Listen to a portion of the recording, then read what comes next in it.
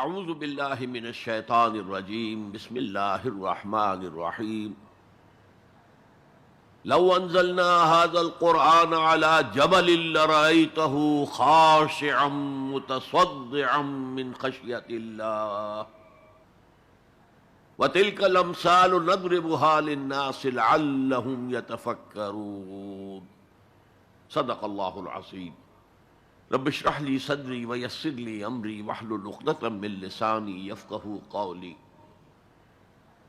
اللهم ربنا الہمنا رشدنا واعذنا من شرور انفسنا اللهم ارنا الحق حقا وارزقنا اتباعه وارنا الباطل باطلا وارزقنا اجتنابه اللهم ارحمنا بالقرآن العظیم واجعله لنا اماما ونورا وهدى ورحمة آمین یا رب العالمین۔ معزز حاضرین اور محترم خواتین، السلام علیکم ورحمۃ اللہ وبرکاتہ۔ عظمت قرآن، سب سے پہلی بات یہ سمجھیے کہ قرآن کی عظمت سے جیسے کہ وہ کما حقہ ہے، یا صرف اللہ واقف ہے اور یا اللہ کا رسول صلی اللہ علیہ وسلم۔ قدر گوہر شاہ داند یا بداند گوہری، کسی ہیرے اور موتی کی قدر کو یا بادشاہ جانتا ہے جو ہیروں میں اور موتیوں میں کھیلتا ہے، اور یا جوہری جانتا ہے۔ اس اعتبار سے عظمت قرآن یا تو اللہ تعالیٰ کے علم میں ہے اور یا محمد الرسول اللہ صلی اللہ علیہ وسلم کے علم میں۔ ہم تو ظاہر بات ہے کہ جو کچھ اللہ نے فرمایا اور جو کچھ اللہ کے رسول نے فرمایا اس کے مطالعے سے کچھ خوشہ چینی کر سکتے ہیں۔ تو میں سب سے پہلے قرآن حکیم کے 5 مقامات سے آپ کے سامنے عظمت قرآن کا بیان رکھنا چاہتا ہوں، اور ان میں ایک حسین ترتیب ہے۔ پہلا مقام وہ ہے کہ جس میں ایک منفرد آیت ہے جس کا بظاہر سیاق و سباق سے کوئی تعلق نہیں بنتا۔ دوسرا مقام وہ ہے جو 2 آیات پر مشتمل ہے، سورہ یونس۔ تیسرا مقام وہ ہے جو 4 آیات پر مشتمل ہے، سورہ رحمان کی ابتدائی۔ چوتھا مقام 6 آیات پر مشتمل ہے جو سورہ عبس ہے، اور 5واں مقام ان 8 آیات پر مشتمل ہے جن کی بہت ہی خوبصورت تلاوت ابھی آپ نے سنی۔ اس کے بعد ایک طویل حدیث میں آپ کو سناؤں گا، اور پھر 2 اور اعتبارات سے عظمت قرآن کا بیان کروں گا جو اس وقت اس دور میں ہمارے لیے موسٹ ریلیونٹ ہے۔ پہلی آیت جو ہے میں نے تلاوت کی ہے سورہ حشر کی، لَوْ أَنزَلْنَا هَذَا الْقُرْآنَ عَلَى جَبَلٍ، اگر ہم اس قرآن کو کسی پہاڑ پر اتار دیتے، لَرَأَيْتَهُ خَاشِعًا مُتَصَدِّعًا مِّنْ خَشْيَةِ اللَّهِ، تو تم دیکھتے کہ وہ پہاڑ دب جاتا، پھٹ جاتا اللہ تعالیٰ کے خوف اور خشیت سے۔ وَتِلْكَ الْأَمْثَالُ نَضْرِبُهَا لِلنَّاسِ، اور یہ مثالیں ہیں جو ہم لوگوں کے لیے بیان کرتے ہیں، لعلہم یتفکرون، شاید کہ وہ تفکر کریں، غور و فکر کریں۔ قرآن مجید میں وہ مضامین جو بہت لطیف ہوتے ہیں، بہت لطیف ہوتے ہیں، جن کا ادراک عام انسانی عقل سے ماورا ہے، اس کے لیے تمثیلیں بیان کی جاتی ہیں۔ ما لا یدرک کلہ لا یترک کلہ، اگر وہ مضمون بتمام و کمال سمجھ میں نہیں آ سکتا تو کچھ تو آ جائے تمثیل کے حوالے سے، اگر غور و فکر کریں گے تو بات سمجھ میں آ جائے گی۔ اب اس تمثیل کے حوالے سے سب سے اہم مقام جو ہے قرآن مجید کے اس اصول کے تحت کہ القرآن یفسر بعضہ بعضا، قرآن کا ایک حصہ دوسرے حصے کی تفسیر کرتا ہے۔ سورہ اعراف میں یہ واقعہ مذکور ہے کہ جب حضرت موسیٰ علیہ السلام کوہ طور پر گئے تورات لینے کے لیے، تو وہاں انہوں نے اللہ سے ایک خواہش کا، ایک درخواست کا اظہار کیا۔ مخاطبہ اور مکالمہ تو اس سے پہلے بھی ہو چکا تھا، اب یہ شوق، رب ارنی انظر الیک، پروردگار اب دیدار بھی عطا فرما دے۔ پردے کے پیچھے سے بات تو ہوتی رہی ہے اور ہو رہی ہے، لیکن دیدار بھی عطا کر دے۔ اللہ نے فرمایا لن ترانی، تم مجھے ہرگز نہیں دیکھ سکتے، ولیکن انظر الی الجبل، لیکن وہ سامنے والے پہاڑ پر نگاہ جماؤ، فإن استقر مکانہ فسوف ترانی، اگر وہ اپنے مقام پر قائم رہ جائے، ہم اپنی ایک تجلی اس پر ڈالیں گے، اگر وہ جھیل جائے اس تجلی کو، تو تم بھی سوچنا کہ ہمارا دیدار کر سکو گے۔ فلما تجلی ربہ للجبل، جب اللہ نے اپنی تجلی ڈالی اس پہاڑ پر، جعلہ دکن، تو وہ پھٹ گیا، ریزہ ریزہ ہو گیا۔ وخر موسیٰ صعقا، اور حضرت موسیٰ بے ہوش ہو کر گر گئے۔ حالانکہ تجلی براہ راست حضرت موسیٰ پر نہیں تھی، تجلی پہاڑ پر تھی، اور حضرت موسیٰ بالواسطہ اس تجلی کا مشاہدہ کر رہے تھے، لیکن اس تجلی کا نتیجہ کیا نکلا؟ پہاڑ پھٹ گیا، ریزہ ریزہ ہو گیا، اور حضرت موسیٰ بے ہوش ہو کر گر گئے۔ اب یہ واقعہ ہے، وہاں تو تمثیل بیان ہوئی ہے، اور یہ واقعہ ہے۔ تو جو اثر اللہ تعالی کی ذات کی تجلی کا ہے، وہی اثر اللہ کی جو صفت ہے کلام، اس کی تجلی کا ہے۔ اس لیے کہ صفت کس کی ہے؟ اللہ کی ہے صفات ذات حق، حق سے جدا یا عین ذات، متکلمین اس مسئلے کا حل ہی نہیں کر پائے۔ کلام اللہ کی صفت ہے، اس کی صفت کی بھی وہی تاثیر ہے۔ یہ آیت قرآن مجید کی عظمت کو واضح کرتی ہے، جیسے کہ وہ ہے فی نفسہ ہی۔ اب دیکھیے کوئی چیز بہت عظیم ہے، بہت عظیم ہے، بہت عظیم ہے، اگر مجھے اس سے کوئی فائدہ نہیں تو مجھے اس سے کوئی دلچسپی نہیں ہوگی۔ تو اب جو دوسرا مقام میں آپ کو سنا رہا ہوں، یہ سورہ یونس کی 2 آیات ہیں۔ یہ ترتیب میں نوٹ کرا چکا ہوں، 1 آیت، 2 آیتیں، 4 آیتیں، 6 آیتیں، 8 آیتیں۔ فرمایا یا ایھا الناس قد جاءتکم موعظۃ من ربکم وشفاء لما فی الصدور وہدی ورحمۃ للمؤمنین قل بفضل اللہ وبرحمتہ فلذلک فلیفرحوا ھو خیر مما یجمعون۔ اے لوگو، تمہارے پاس آ گئی ہے نصیحت، موعظت تمہارے رب کی طرف سے۔ وہ صرف موعظت نہیں ہے، سینوں کے اندر جو روگ ہیں، جو امراض ہیں، ان کا علاج بھی ہے، شفا بھی ہے۔ شفاء لما فی الصدور۔ تیسرے درجے میں وہ ہدایت ہے، وہ بتاتی ہے کدھر جاؤ کدھر نہ جاؤ۔ جیسے آپ نے دیکھا ہوگا پہاڑی راستوں پر قدم قدم کے اوپر کوشن ہوتا ہے، یہاں سپیڈ کم کر لو ورنہ تم کسی کھائی میں جا گرو گے۔ تو یہ ہدایت کیا ہے؟ دیکھو ادھر مت جانا، ادھر جاؤ، اگر ادھر جاؤ گے تمہارا سارا معاملہ تل پٹ ہو جائے گا۔ یہ ہے ہدایت۔ اور جو چیز دنیا میں ہدایت ہے وہ آخرت میں رحمت ہے، ہدی ورحمۃ للمؤمنین۔ اب میں چاہتا ہوں ان 4 الفاظ میں جو ربط ہے اسے سمجھیں۔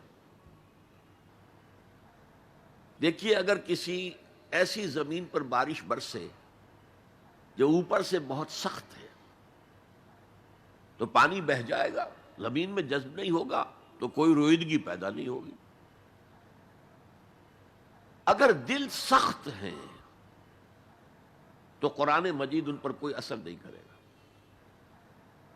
اس کے لیے سب سے پہلے موعظہ کی ضرورت ہے، وعظ کی ضرورت ہے، نصیحت کی ضرورت ہے، تاکہ دل نرم پڑ جائے۔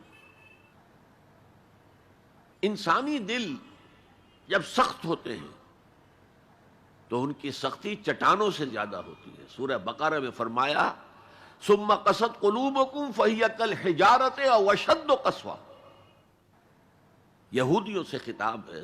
ثم قست قلوبکم من بعد ذلک فہی کالحجارۃ او اشد قسوہ، اے بنی اسرائیل تمہارے اس طرز عمل کے نتیجے میں تمہارے دل سخت ہو گئے اور اب وہ پتھروں سے زیادہ سخت ہے۔ لہذا سب سے پہلے ضرورت کیا ہے؟ دل کی زمین کو نرم کیا جائے، اس میں ہل چلایا جائے۔ یہ کام ہے موعظہ کا، وعظ کا، نصیحت کا۔ ہمارے معاشرے میں کسی زمانے میں وعظ کا بڑا رواج تھا، آج کل یہ چیز ختم ہو گئی، بلکہ وعظ کو گھٹیا بات سمجھا جاتا ہے۔ بھائی کوئی عقلی بات کرو، کوئی علمی بات کرو، تم تو وعظ کہہ رہے ہو، گویا کہ وعظ گھٹیا چیز ہے۔ نہیں، وعظ سے دل میں رقت پیدا ہوتی ہے، نرمی پیدا ہوتی ہے۔ تو قرآن مجید ہی سب سے بڑا موعظہ ہے۔ ہم نے بدقسمتی سے کیا کیا، جب وعظ کہے جاتے تھے تب بھی مثنوی مولانا روم سے، ضعیف احادیث سے، واعظ دستاں زنو افسانہ بند، واعظ بڑے اونچے اونچے ہاتھ چلا کر اور افسانہ جو ہے بیان کر رہا ہے، لیکن اس کا حال کیا ہے؟ از خطیب و دیلمی گفتار اوست، بعض ضعیف و شاذ و مرسل کار اوست۔ وہ خطیب بغدادی یا دیلمی کی جو احادیث ہیں، جو سب سے گھٹیا درجے کی کتابیں حدیث کی، سب سے کم تر درجے کی کتابیں حدیث کی، ضعیف کتابوں کے یوں سمجھیے کہ بہت بڑے مجموعے، وہاں سے وہ حدیثیں لا رہا ہے۔ الضعیف و شاذ و مرسل کارے، ضعیف حدیث، شاذ حدیث، مرسل حدیث سے وہ بیان کر رہا ہے، قرآن سے اس کا کوئی تعلق۔ قرآن مجید سب سے بڑا واعظ ہے۔ یا ایھا الناس قد جاءتکم موعظۃ، یہ دل کو جب نرم کرتا ہے تو پھر اس میں جذب ہوتا ہے، یہ سیکنڈ سٹیپ ہے اس کا۔ اور جب دل میں جذب ہوگا تو دل کے اندر کی بیماریوں کو دور کر دے گا۔ دل کے اندر کی بیماریاں کون سی ہیں؟ تھرومبوسس نہیں، انجائنا نہیں، وہ اور ہیں۔ وہ دل کی بیماریاں جن کے لیے قرآن شفا ہے، وہ ہے تکبر، حسد، حب مال، حب دنیا، حب جاہ، حب شہرت۔ یہ ہیں وہ چیزیں کہ جو اصل ہیں، جو دل کے امراض ہیں، ان سب کو جڑ سے نکال کر پھینک دے گا قرآن حکیم۔ یا ایھا الناس قد جاءتکم موعظۃ من ربکم وشفاء لما فی الصدور، وہ ہدن، اور وہ ہدایت ہے، انفرادی زندگی کے لیے بھی ہدایت ہے، اجتماعی زندگی کے لیے بھی ہدایت ہے۔ کبھی اگر سورہ فاتحہ پر آپ غور کریں، جو ہماری نماز کا جزو لازم ہے، تو ہم پہلے کہتے ہیں الحمدللہ رب العالمین الرحمن الرحیم مالک یوم الدین ایاک نعبد و ایاک نستعین۔ یہ ہدایت تو ہمیں پہلے ہی ملی ہوئی ہے۔ پھر جو ہم کہتے ہیں اہدنا الصراط المستقیم، اللہ کو ہم نے پہچان لیا، اسے رب العالمین مان لیا، اسے رحمان مان لیا، اسے رحیم مان لیا، اسے روز جزا کا حاکم مطلق مان لیا، تو اب کون سی ہدایت رہ گئی؟ ہدایت تو آ گئی۔ اب اصل ہدایت جو درکار ہے وہ ہے جو ریلیونٹ ہے آج کے دور میں، جو اجتماعی نظام ہے انسانوں کا، اس کے لیے انسان بالکل بے بس ہے۔ اس کی عقل جو ہے اجتماعی نظام عدل قائم نہیں کر سکتی۔ انفرادی طور پر نیکی اور بدی کا علم میرے اور آپ کے نفس کے اندر ودیعت شدہ ہے. وَنَفْسٍ وَمَا سَوَّاهَا فَأَلْهَمَهَا فُجُورَهَا وَتَقْوَاهَا، یہ موجود ہے.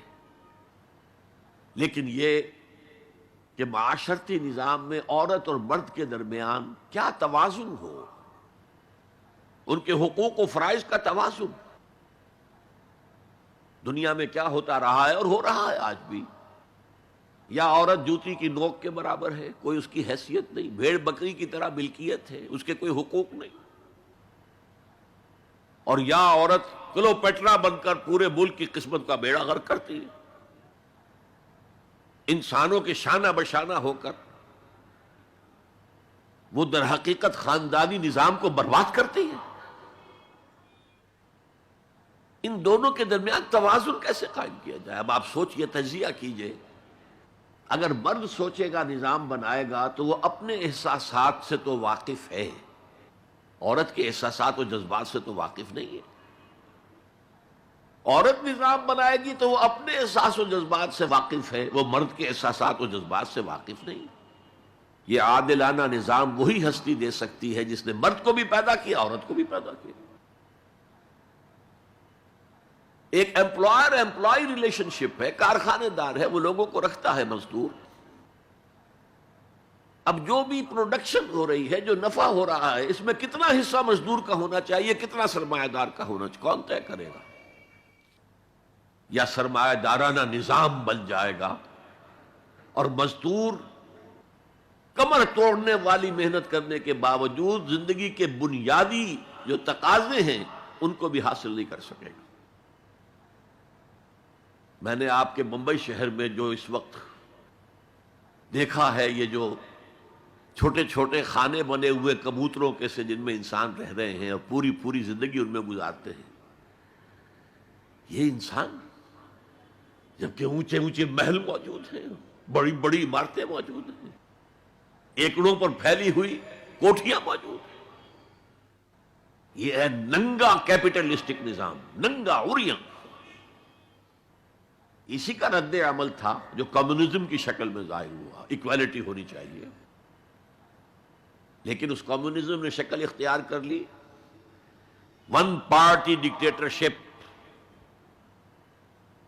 تمہیں کوئی حق حاصل نہیں ہے، نہ کچھ کہہ سکتے ہو، نہ تنقید کر سکتے ہو، نہ رائٹ آف ایسوسیشن ہے، نہ right of expression of opinion ہے. بس کام کرو، تنخواہ لو، روٹی کھاؤ، اللہ اللہ خیر سلام. یہی وجہ ہے کہ وہ نظام بھی مر گیا.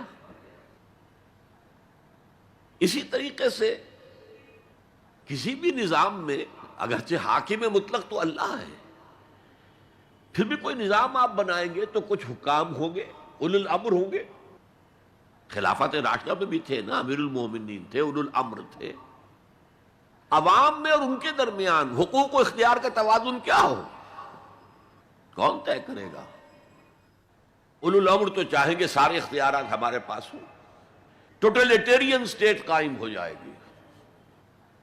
عوام چاہیں گے ہمارے پاس ہوں اور ہمیں اتنی آزادی ہو کہ مادر پدر آزاد ہو جائیں، جو چاہے کریں. ہومو سیکشول ہو جائیں، ہومو سیکشول میرجز کریں، ہمیں کوئی روکنے والا نہ ہو. تو میں نے آپ کو بتایا اجتماعی نظام کے یہ 3 گوشے ہیں: معاشرتی نظام، معاشی نظام، سیاسی نظام. آج کے انسان کی اصل ضرورت یہ ہے، اس لیے کہ اس طرح کا ہمہ گیر نظام اس سے پہلے تھا ہی نہیں. لوگوں کو آزادیاں تھیں. آج آپ کا پورا تعلیمی نظام بھی اسی نظام کے تحت ہے. آپ کہاں لے جائیں گے اپنے بچوں کو؟ آپ ان کے حوالے کر کے اپنے ہاتھ دھو لیتے ہیں. You wash your hands of your children. وہ نظام جو چاہے گا بنا دے گا ان کو. گلا تو گھونٹ دیا اہل مدرسہ نے تیرا، کہاں سے آئے صدا لا الہ الا اللہ؟ کیا کریں گے؟ انہیں کہیں کسی تہخانے میں تو بند نہیں کر سکتے. آپ اپنے گھر میں ٹیلی ویژن نہیں لائیں گے، وہ جا کر دکان پہ دیکھیں گے. جب تک نظام درست نہ ہو، اور نظام کی ہدایت ہے جو قرآن نے دی ہے اصل، ورنہ اخلاقیات کا معاملہ میں آپ سے عرض کر دوں کہ یہ تو نوع انسانی کی مشترک میراث ہے. سچ بولنا اچھا ہے، جھوٹ بولنا برا ہے، کون نہیں جانتا؟ کیا ہندو نہیں جانتا؟ کیا بدھ مت کا پیرو نہیں جانتا؟ کرنا اچھا ہے، وعدہ خلافی بری ہے، کون نہیں جانتا؟ عیسائی نہیں جانتا، یہودی نہیں جانتا، سب جانتے۔ بیسک ہیومن مورالٹی تو ہمارے اندر ہے، جیسا کہ میں نے آیت آپ کو سنائی، وَنَفْسٍ وَمَا سَوَّاهَا فَأَلْهَمَهَا فُجُورَهَا وَتَقْوَاهَا، انسان کا نفس جو اللہ نے پوری طرح تیار کر دیا، نوک پلک سنوار دی، اور اس میں نیکی اور بدی کی تمیز ودیت کر دی۔ لہذا اصل ہدایت ہے آج جس کی ضرورت ہے وہ اجتماعی نظام۔ 2 منٹ اور لے لوں آپ کے۔ 300 سال سے انسان اسی اجتماعی عدل کی تلاش میں ادھر سے ادھر ٹھوکریں کھا رہا ہے۔ کوئی 250 برس سے زیادہ ہو گئے ہیں۔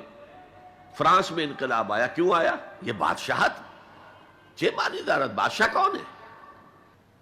وہ بھی انسان ہے، ہم بھی انسان ہیں، اسے کیا حق ہے کہ وہ حکومت کرے؟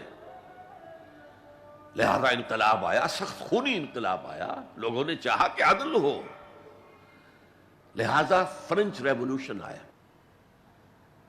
لیکن چونکہ وہ ریولوشن یک طرفہ تھا، صرف سیاسی نظام بدلا، معاشی نظام نہیں بدلا، سود موجود رہا، لہذا اس کے بعد کیپٹلزم کی لعنت مسلط ہو گئی۔ پہلے لارڈز اینڈ بیرنز اور بڑے بڑے زمیندار اور جاگیردار سروں پر مسلط تھے، اور اب کارخانے دار اور کیپٹلسٹ مسلط ہو گئے۔ آج کی جمہوریت کیا ہے؟ دس از دا ڈکٹیٹرشپ آف دی کیپٹلسٹ۔ یہ تو اصل میں کیپٹلزم ہے، کیپٹلسٹ کی ڈکٹیٹرشپ ہے جو اس وقت ہو رہی ہے۔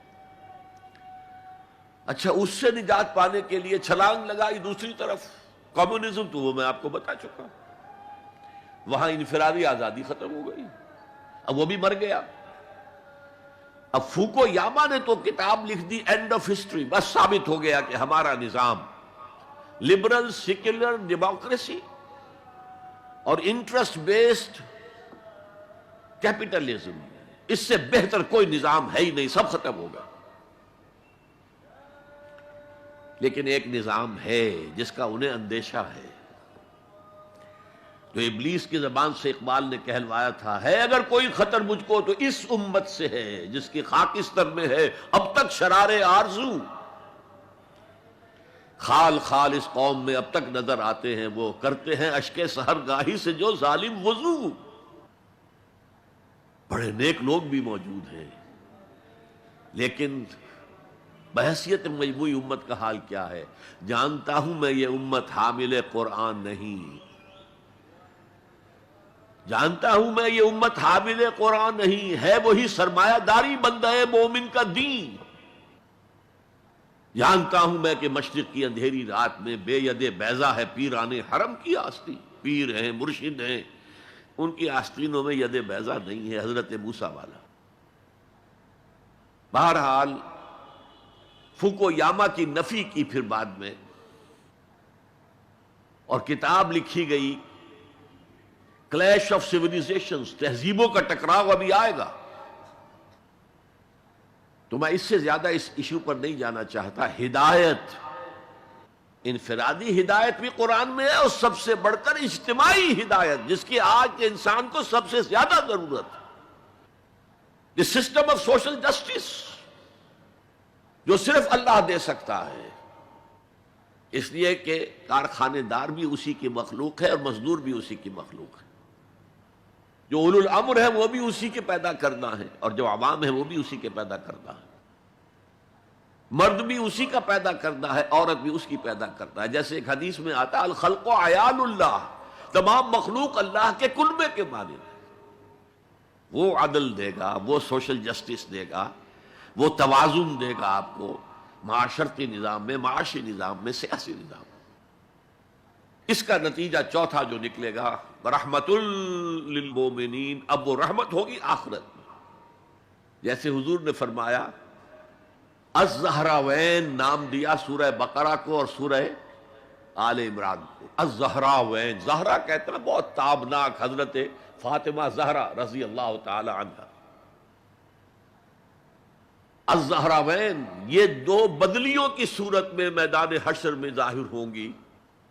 اور جو ان سے محبت کرنے والے تھے ان پر سایہ کریں گی، جبکہ کسی کے لیے کوئی سایہ نہیں ہوگا۔ تو یہ رحمت کا ظہور ہوگا قرآن کا قیامت کے دن۔ اب اگلی آیت دیکھیے، قل بفضل اللہ وبرحمتہ، اے نبی ان سے کہہ دیجئے یہ اللہ کے فضل اور اس کی رحمت کا مظہر ہے کہ اس نے تمہیں قرآن مجید جیسی کتاب ہدایت دی، جو موعظہ بھی ہے، شفاء لما فی الصدور بھی ہے، دنیا میں ہدایت بھی ہے، آخرت میں رحمت بھی ہے۔ قل بفضل اللہ وبرحمتہ فبذلک فلیفرحوا، اگر جشن منانا ہے تو اس کا مناؤ، خوشیاں منانی ہے تو اس کی مناؤ۔ ہوا خیر مما یجمعون، یہ دولت ان تمام چیزوں سے زیادہ قیمتی ہے جو انسان جمع کرتا ہے۔ دولت جمع کرتا ہے، مال، اسباب، جائیداد، کاروبار، اور محل بناتا ہے، اس میں بڑا اعلیٰ فرنیچر رکھتا ہے، اس میں لا کر ڈیکوریشن پیسز کہاں کہاں سے پوری دنیا سے لا کر رکھتا ہے۔ ان سب سے کہیں زیادہ قیمتی شے قرآن ہے۔ اب آئیے 4 آیات، سورہ رحمان کی اولین 4 آیات۔ الرحمن، یہ جملہ نہیں بنا، یہ تو صرف مبتدا ہے، لیکن آیت پوری ہے۔ الرحمن علم القرآن خلق الانسان علمہ البیان۔ یہ اصل میں جو 4 آیتیں، ان میں 4 چوٹی کی چیزوں کا بیان ہے، ٹاپ موسٹ چیزیں۔ اللہ کے ناموں میں سب سے پیارا نام رحمان ہے، اگرچہ قرآن میں کثرت سے آیا ہے اللہ۔ وہ کیوں؟ اہل عرب صرف اسی نام سے واقف تھے، اللہم اللہم دعائیں مانگا کرتے تھے۔ اور آپ کو معلوم ہے سورہ فرقان میں تو اعتراض بھی انہوں نے کیا، یہ رحمان کو کون ہے، ہم تو جانتے نہیں ہیں، یہ کہاں سے لے آئے ہو ہے محمد تم رحمان صلی اللہ علیہ وسلم۔ لیکن آپ غور کریں تو سب سے پیارا نام رحمان ہے۔ دیکھیے رحمت سے یہ 2 نام بنائے گئے، الرحمن الرحیم۔ 113 مرتبہ تو تمام سورتوں کے سے پہلے یہ آیت موجود ہے، الرحمن الرحیم، بسم اللہ الرحمن الرحیم۔ سورہ فاتحہ میں الحمدللہ رب العالمین الرحمن الرحیم۔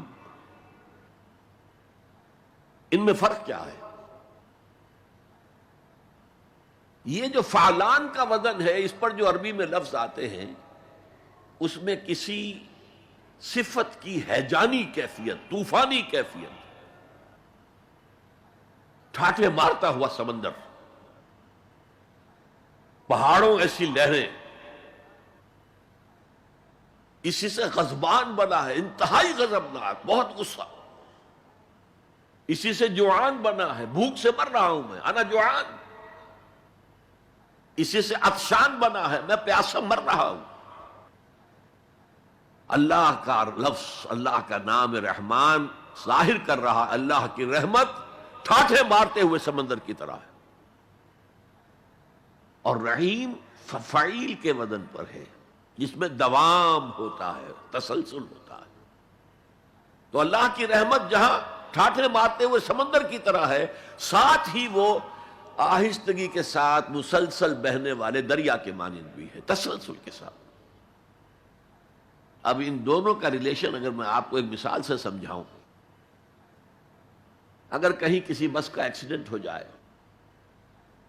اور آپ دیکھیں کہ کوئی عورت جو ہے مردہ ہو گئی ہے، اور کوئی شیر خوار بچہ اس کی چھاتی سے چمٹا ہوا، اسے کیا پتا میری ماں مر گئی، اور کوئی آئیڈینٹیفیکیشن نہیں ہو رہی، کچھ پتا نہیں ہے یہ کون خاتون تھی، کہاں سے آئی تھی، کچھ نہیں پتا۔ آپ بتائیے اس وقت کون سا انسان ہوگا جس کے دل میں رحمت کا دریا جوش نہ مار جائے، اس بچے کی سرپرستی میں کر لوں۔ یہ انسان کی فطرت ہے۔ لیکن جب وہ گھر لے جائے گا تو ہو سکتا ہے کچھ دن کے بعد وہ محسوس کرے کہ میں نے خامخواہ کو یہ بوجھ اپنے اوپر لے لیا ہے، میرے تو اپنے بچے بہت تھے۔ گویا کہ جوش تو آیا، دوام اس میں نہیں ہے۔ اللہ کی رحمت ٹھاٹھے مارتے ہوئے سمندر کی طرح بھی ہے اور اس میں دوام ہے، دریاؤں کا سا دوام تسلسل سے بہنے والا۔ اور سب سے پیارا میں کیوں کہہ رہا ہوں یہ نام، ہمیں سب سے بڑی ضرورت رحمت کی ہے۔ دیکھیے اللہ رازق ہے، اللہ رازق ہے، ہمیں رزق دیتا تاکہ ہم زندہ رہیں، اور اس نے ہمیں زندگی اس لیے دی ہے لِيَبْلُوَكُمْ أَيُّكُمْ أَحْسَنُ عَمَلًا، تاکہ تمہارا امتحان لے۔ تو رزق دینا اس کی ضرورت ہے، میری ضرورت نہیں ہے۔ مجھے زندہ رکھنا چاہتا ہے تاکہ وہ امتحان میں دوں تو وہ رزق دے گا مجھے۔ لیکن رحمت کون سی چیز ہے؟ میں حدیث آپ کو سناتا ہوں۔ ایک دفعہ آپ نے فرمایا کوئی انسان محض اپنے عمل کی بنیاد پر جنت میں داخل نہیں ہو سکے گا جب تک کہ رحمت خداوندی دستگیری نہ کرے۔ اسی صحابی رضی اللہ تعالی عنہ نے بڑی ہمت سے، جرأت سے، بلکہ ہم کہہ سکتے ہیں جسارت سے کام لیا کہ پوچھ لیا حضور کیا آپ بھی؟ فرمایا ہاں میں بھی، الا یتغمدنی ربی برحمتہ، میں بھی داخل نہیں ہو سکوں گا جنت میں جب تک کہ میرا رب مجھے ڈھانپ نہ لے اپنی رحمت سے۔ تو سب سے پیارا نام کون سا ہوا؟ الرحمن۔ اب آئیے اگلی آیت، علم القرآن، اس نے قرآن کی تعلیم دی۔ جو پچھلا مقام ہم نے دیکھا تھا قل بفضل اللہ وبرحمتہ فبذلک فلیفرحوا، اس اللہ تعالی نے قرآن کا علم دیا، لیکن آپ سوچئے جو دوسرے علوم ہیں وہ کس نے دیے ہیں؟ یہ سارا سائنٹیفک نالج اور ٹیکنالوجی، یہ وہی تو علم آدم الاسماء کا ظہور ہے جو ہو رہا ہے۔ پوٹینشلی یہ سارا مادی علم حضرت آدم کی شخصیت میں ودیعت کر دیا گیا تھا، پوٹینشلی۔ جیسے آم کی گٹھلی میں پورا آم کا درخت ہے، علم آدم الاسماء کلھا، تمام نام سکھا دیے، اور ساتھ ہی وہ ایپریٹس دے دیا جس سے کہ یہ علم جو پوٹینشل تھا یہ ایکسفولیٹ ہو سکے، یہ کھلے۔ جیسے کہ کلی بند ہوتی ہے پھر کھلتی ہے تو 5 پتیاں ظاہر ہوتی ہیں، ایکسفولیشن۔ وہ ایپریٹس کیا ہے؟ ان السمع والبصر والفؤاد کل اولئک کان عنہ مسئولا۔ کانوں سے سنو، آنکھوں سے دیکھو، اس دماغ میں سینس ڈیٹا فیڈ کرو، پروسیس کرو، نتیجہ نکالو، میموری کے حوالے کر دو، اور سوچو اور دیکھو اور مشاہدہ کرو، نتائج اس سے نکالو، پچھلی میموری سے اس کو ٹیلی کرو، کوئی نئی چیز مل گئی ہے تو اس کو بھی سٹور کر لو۔ یہی ہے نا۔ میں مثال دیا کرتا ہوں کہ کسی شخص نے، ہمارے آباء و اجداد میں سے کوئی 1000ویں پیڑھی ہماری ہوگی، ابھی تک انسان کسی سورس آف انرجی سے واقف نہیں تھا، پھل کھاتا تھا یا گوشت کچا کھاتا تھا۔ کسی شخص نے دیکھا کہ اوپر سے ایک چٹان گری اور نیچے بھی چٹان تھی، تو آگ کا شعلہ برآمد ہو گیا۔ اوہو یہ کیا ہے؟ اب اس نے ویریفائی کرنے کے لیے 2 پتھر لیے، ٹکرائے، شعلہ پیدا ہو گیا، آگ ایجاد ہو گئی، the most primary source of energy. اس سے آگے کسی نے دیکھا کہ ہانڈی چڑھی ہوئی ہے چولہے کے اوپر اور ڈھکنا اس کا ہل رہا، اسے کون ہلا رہا ہے؟ کوئی جن ہے، بھوت ہے، کون ہے؟ بعد میں معلوم نہیں، یہ سٹیم ہے، سٹیم میں طاقت ہے۔ سٹیم انجن ایجاد ہو گئے، چل پڑی گاڑیاں۔ فرنٹیئر میل آتا تھا پشاور سے بمبئی تک، چلا رہا ہے اسی سٹیم انجن سے۔ تو یہ علم ہمارا تدریجاً آگے بڑھا، لیکن یہ دیا ہوا اللہ کا ہے۔ لیکن تمام علوم میں چوٹی کا علم قرآن کا علم ہے۔ میں کہہ رہا تھا نا، ان 4 چیزوں میں 4 چوٹی کی چیزیں۔ اللہ کے ناموں میں سب سے پیارا نام رحمان، جو علم اس نے دیا تمام مخلوقات میں، اس میں چوٹی کا علم جو ہے وہ قرآن کا علم ہے۔ اب آئیے خلق الانسان، پھر سوچے انسان کو پیدا کیا تو کیا جنوں کو نہیں کیا؟ کیا فرشتوں کو نہیں کیا؟ کیا یہ گیلیکسیز پیدا نہیں کی؟ کیا چاند اور سورج نہیں پیدا کیا؟ کیا ہماری زمین کے اوپر زندگی کی جو شکلیں ہیں نباتاتی اور حیواناتی، یہ چرند ہیں اور پرند ہیں اور مچھلیاں ہیں، کس نے پیدا کی؟ سب کچھ اس نے پیدا کیا، لیکن اس کی کریشن کا کلائمیکس انسان ہے۔ سب سے بڑی اس کی تخلیق انسان ہے، جو مسجود ملائک بن گیا۔ فسجد الملائکۃ کلھم اجمعون، کس قدر تاکید ہے، سجدے میں گر گئے تمام فرشتے، کل کے کل فرشتے جمع ہو کر 3 مرتبہ۔ کہیں شبہ رہ جائے جبرائیل نے نہیں کیا ہوگا سجدہ یا اسرافیل، نہیں، کلھم اجمعون۔ یہ انسان شاہکار ہے اللہ کی تخلیق کا۔ فرمایا ہے خلقتہ بیدیہ، اے ابلیس تو اس آدم کو سجدہ نہیں کرنا چاہتا جسے میں نے اپنے دونوں ہاتھوں سے بنایا؟ کیا معنی اس کے؟ اللہ کے 2 ہاتھ کیا ہیں؟ الا لہ الخلق والامر، 2 عالم ہیں، ایک عالم امر ہے، ایک عالم خلق ہے۔ عالم امر میں اللہ کے حکم کی تعمیل چشم زدن میں ہو جاتی ہے، انما امرہ اذا اراد شیئا فانما یقول له کن فیکون۔ اور عالم خلق میں وقت لگتا ہے۔ آم کی گٹھلی سے درخت تو بنے گا آم کا، لیکن کتنے سال لے گا؟ ماں کے پیٹ میں بچہ پرورش تو پائے گا، لیکن 9 مہینے لے گا۔ اللہ نے فرمایا کتنی جگہ پر میں نے آسمان اور زمین 6 دنوں میں پیدا کی۔ عالم خلق میں ٹائم کا ایلیمنٹ ہے، عالم امر میں کوئی ٹائم نہیں۔ عالم امر سے تعلق رکھنے والی صرف 2 مخلوقات ہیں، فرشتے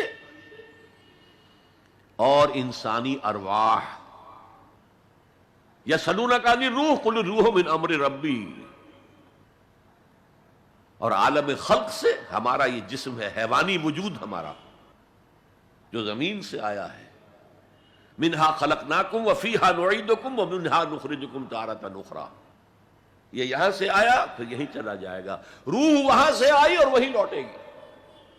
انا للہ وانا الیہ راجعون، یہ ہمارا جسم تو نہیں جائے گا۔ الرحمن علم القرآن خلق الانسان علمہ البیان۔ انسان کو جو صلاحیتیں دی اللہ نے، ان میں سب سے بڑی صلاحیت قوت بیان ہے۔ اس لیے انسان کو اہل منطق کہتے ہیں حیوان ناطق، بولنے والا حیوان، یہ اپنے آپ کو ایکسپریس کرنے کی صلاحیت۔ یہ تمام صلاحیتوں میں چوٹی کی صلاحیت ہے۔ دیکھیے ہمیں آنکھیں دی ہیں، حیوانوں کی بینائی ہم سے کہیں زیادہ ہے۔ ایسے حیوان بھی ہیں کہ جنہیں لائٹ کی ضرورت ہی نہیں، بغیر روشنی کے دیکھتے ہیں۔ یہ باز اور شاہین بڑی بلندی سے زمین پر پڑی ہوئی سوئی کو دیکھتے ہیں۔ سماعت ہمیں دی تو بہت سے حیوانات کو ہم سے بہت زیادہ سماعت دی۔ آپ گھوڑے پر سوار جا رہے ہیں، آپ نے کوئی آواز نہیں سنی، گھوڑے نے سن لی ہے، اس کی کنوتیاں کھڑی ہو گئی، اینٹینا کھڑے ہو گئے۔ سوار کو معلوم ہوا کوئی خطرہ ہے، اس نے تو کچھ نہیں سنا تھا۔ پھر کتنے حیوان ہیں جو سونگنے کی قوت ان میں کتنی زیادہ ہے، ہر شے کو سونگ کر پتہ کرتے ہیں یہ ہمارے کھانے کی ہے کہ نہیں۔ اصل صلاحیت جو انسان کی صلاحیت ہے وہ قوت بیان ہے۔ آپ کو معلوم ہے بڑے بڑے وکیل ایک پیشی کے 5 لاکھ روپیہ لے رہے ہیں، کیوں؟ ان کے اندر بیان کی صلاحیت زیادہ ہے، جو مقدمے کو خوبصورتی سے پیش کر سکتے ہیں۔ ورنہ وہی قانون پڑھنے والے جو ہیں وکلا، وہ جوتی پٹخار سے پھرتے ہیں، کوئی ان کو پوچھتا نہیں۔ اسی طرح آپ کو معلوم ہے دنیا میں بڑے بڑے جو ڈکٹیٹر بنے ہیں وہ قوت بیان کی بنیاد پر بنے۔ ہٹلر کی فائری سپیچز اس نے کہاں سے کہاں اسے پہنچا دیا۔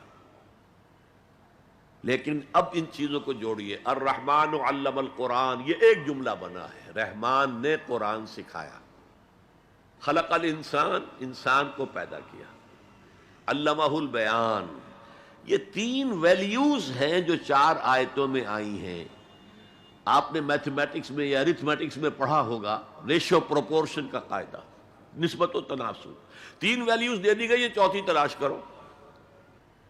وہ چوتھی ویلیو کیا ہے؟ دیکھو، اگر تمہیں کوئی قوت بیان اللہ نے دی ہے، اسے قرآن کو بیان کرنے میں صرف کرو۔ جیسے ہم کہتے ہیں کہ توپ سے مکھی نہیں ماری جاتی، توپ جتنی بڑی شے ہے وہ مکھی مارنے کے لیے تو استعمال نہیں ہوتی۔ تمہیں اللہ نے قوت بیان دی ہے، اسے صرف پیسے کمانے کے لیے استعمال نہ کرو، اسے لیڈری چمکانے کے لیے استعمال نہ کرو، اس قوت بیان کو اس قرآن کے بیان کرنے میں استعمال کرو۔ یہ جو نتیجہ نکلا ہے یہ ایک حدیث میں آیا ہے، اور اس میں عجیب لطف ہے۔ الرحمن علم القرآن خلق الانسان علمہ البیان عن عثمان ابن عفان، وہی جو ہے قافیہ چلا آ رہا ہے، بخاری شریف کی روایت ہے، خیرکم من تعلم القرآن وعلمہ، تم میں سے بہترین لوگ وہ ہیں جو قرآن سیکھیں اور سکھائیں، پڑھیں اور پڑھائیں، سمجھیں اور سمجھائیں۔ یہ بہترین ہے، اس کو بہتر نہ کہیں۔ یہ خیر کے بعد من آ جائے گا تو یہ کمپیریٹو ڈگری ہوگی، انا خیر منہ۔ ابلیس نے کہا تھا میں اس آدم سے بہتر ہوں، خلقتنی من نار خلقتہ من طین، مجھے تو نے آگ سے بنایا، اسے مٹی سے بنایا۔ اگر من نہ آئے تو یہ سپرلیٹو ڈگری ہے، خیرکم، تم میں سے بہترین لوگ وہ ہیں جو قرآن سیکھیں اور سکھائیں۔ کاش یہ حدیث نقش ہو جائے نوجوانوں کے دل پر۔ کیریئرز کی تلاش کرتے ہیں، ایم بی اے کر لیں، کمپیوٹر میں ایم ایس کر لیں، کیریئر بنے گا، تنخواہ اچھی ملے گی، وہ سارا کچھ اس دنیا کے لیے، عارضی دنیا کے لیے، عارضی زندگی کے لیے ہے اور کچھ بھی نہیں۔ حضور فرما رہے ہیں سب سے اونچا کیریئر یہ ہے قرآن پڑھو اور پڑھاؤ، اور یہ تو ہمارے ذمے لگا کر گئے حضور۔ ختمہ حجۃ الوداع میں کیا کہا تھا؟ میں صرف تمہارے لیے تو نہیں بھیجا گیا تھا، وَمَا أَرْسَلْنَاكَ إِلَّا كَافَّةً لِلنَّاسِ بَشِيرًا وَنَذِيرًا، اے محمد ہم نے آپ کو نہیں بھیجا ہے مگر ساری نوع انسانی کے لیے بشیر اور نذیر بنا کر۔ تو حضور نے تو تبلیغ ابھی صرف اہل عرب تک کی تھی، رسول تو تھے وہ پوری نوع انسانی کی، وہ کون کرے گا؟ وَكَذَلِكَ جَعَلْنَاكُمْ أُمَّةً وَسَطًا لِتَكُونُوا شُهَدَاءَ عَلَى النَّاسِ وَيَكُونَ الرَّسُولُ عَلَيْكُمْ شَهِيدًا۔ ہم نے تمہیں امت بنایا، کس لیے بنایا؟ خیر امت بنایا، امت وسط بنایا، درمیانی امت بنایا، ایک کڑی ڈال دی ہے۔ دیکھیے حضور سے پہلے رسالت 2 کڑیوں پر مشتمل تھی صرف۔ اللہ سے جبرائیل نے لیا اور وقت کے رسول کو پہنچا دیا، اب وقت کا رسول پہنچا رہا ہے آگے۔ رسالت 2 کڑیوں پر تھی، حضور پر آ کر جب رسالت اور نبوت کی تکمیل ہو گئی، ختم ہو گئے، تو تیسری کڑی لگ گئی۔ اللہ سے لائے جبرائیل، پہنچایا قرآن کو، حضور نے پہنچایا امت کو، اور امت کے ذمہ اب پہنچاؤ ایک ایک انسان کو۔ یہ ہماری امت کی حیثیت سے ذمہ داری ہے، اور چونکہ ہم نے یہ ذمہ داری بھلا دی اس لیے آج ذلت ہے، خاری ہے۔ کیا حیثیت ہے ہماری؟ 150 کروڑ کے قریب دنیا میں ہو کر کوئی انٹرنیشنل معاملات میں ہم سے کوئی رائے لیتا ہے؟ کسنمی پرست کے بھیا کیس دی ہو کون تم؟ حالانکہ دیکھیں کتنا بڑا رقبہ ہے، سارے وسائل اللہ نے دیے۔ آج کی سب سے بڑی دولت مسلمانوں کے قدمے کے نیچے ہے، تیل کی۔ عزت نام کی کوئی شے نہیں۔ وہ تیل والے جو ہیں ان کا مذاق اڑتا ہے، چاہے وہ شاہ فہد ہوں اور چاہے وہ امارات کے امراء ہوں، کوئی ان کی حیثیت ہے، کوئی عزت ہے؟ اس اعتبار سے کہ ہم نے وہ فرض منصبی چھوڑ دیا۔ ہمارا فرض تو یہ تھا قرآن پہنچاؤ، اور اس حد تک آپ نے فرمایا بلغوا عنی ولو آیۃ، پہنچاؤ میری جانب سے، اور یہ میری جانب سے یوں سمجھیے انگریزی میں اس کا ترجمہ ہوگا آن مائی بہاف۔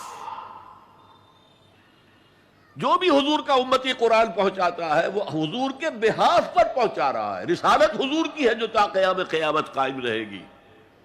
نبوت محمدی آپ کے انتقال کے ساتھ ختم ہو گئی. رسالت محمدی تو جاری ہے، تا قیام قیامت جاری ہے، کوئی اور نبی اور رسول آ رہے نہیں. تو یہ ہے خیرکم من تعلم القرآن وعلمہ. اب آئیے 6 آیتیں سورہ عبس. کلا انہا تذکرہ. یہ لفظ بہت اہم ہے. تذکرہ، ذکرہ، تذکیر، فذکر بالقرآن، کیا معنی ہے اس کے؟ یاد دہانی صحیح ترین ترجمہ ہے، یاد دہانی. ایک ہے کسی کو کچھ سکھانا، نئی بات سکھانا، ایک ہے یاد دہانی.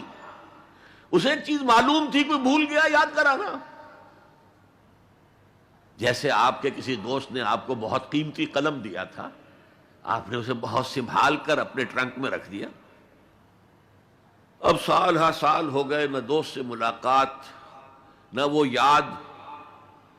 اچانک آپ نے کسی روز ٹرنک کھولا اور وہ قلم آ گیا، تو آپ کو دوست یاد آ جائے گا کہ نہیں؟ اسی لیے قرآن آفاق و انفس کے لیے آیات کہتا ہے. ہم اپنی آیات دکھائیں گے تمہیں، نشانی جس کو دیکھ کر تم ہمیں پہچانو گے. اور تذکرہ کا مطلب کیا ہے؟ پوٹینشلی ایمان ہر انسان کے دل میں موجود ہے. یہ جو روح جو ہمارے قلب کی مسکن مکین ہے، اس میں اللہ کی معرفت بھی ہے، اللہ کی محبت بھی ہے. البتہ ذہول کے پردے پڑ گئے ہیں، بھول اور نسیان طاری ہو گیا ہے. ہم دنیا ہی کے اندر گم ہو کر رہ گئے ہیں. ہماری ساری دلچسپیاں دنیا سے ہیں، لہذا ہماری توجہ ہی نہیں ہے. ورنہ ہر انسان کے دل میں یہ جو یہاں ہندوستان میں کہتے ہیں آتما اور پرماتما، آتما اور پرماتما کا تو تعلق بہت گہرا ہے. ابتدا میں بنا دی گئی تھی ارواح. جب ہم سب کے سب تمام انسان آدم سے لے کر اور تا قیام قیامت جو انسان آئے گا دنیا میں، ان سب کی ارواح پیدا کر دی گئی اور پوچھا گیا الستو بربکم قالوا بلا. یاد ہے؟ لہذا یہ تذکرہ ہے، یہ یاد دہانی ہے، تمہارے اندر موجود ہے. اللہ کی معرفت بھی موجود ہے، اللہ کی محبت بھی موجود ہے. لیکن کلا بل ران علی قلوبہم ما کانوا یعملون. ان کے دلوں پر زنگ آ گیا ہے اب ان کے اعمال کی وجہ سے.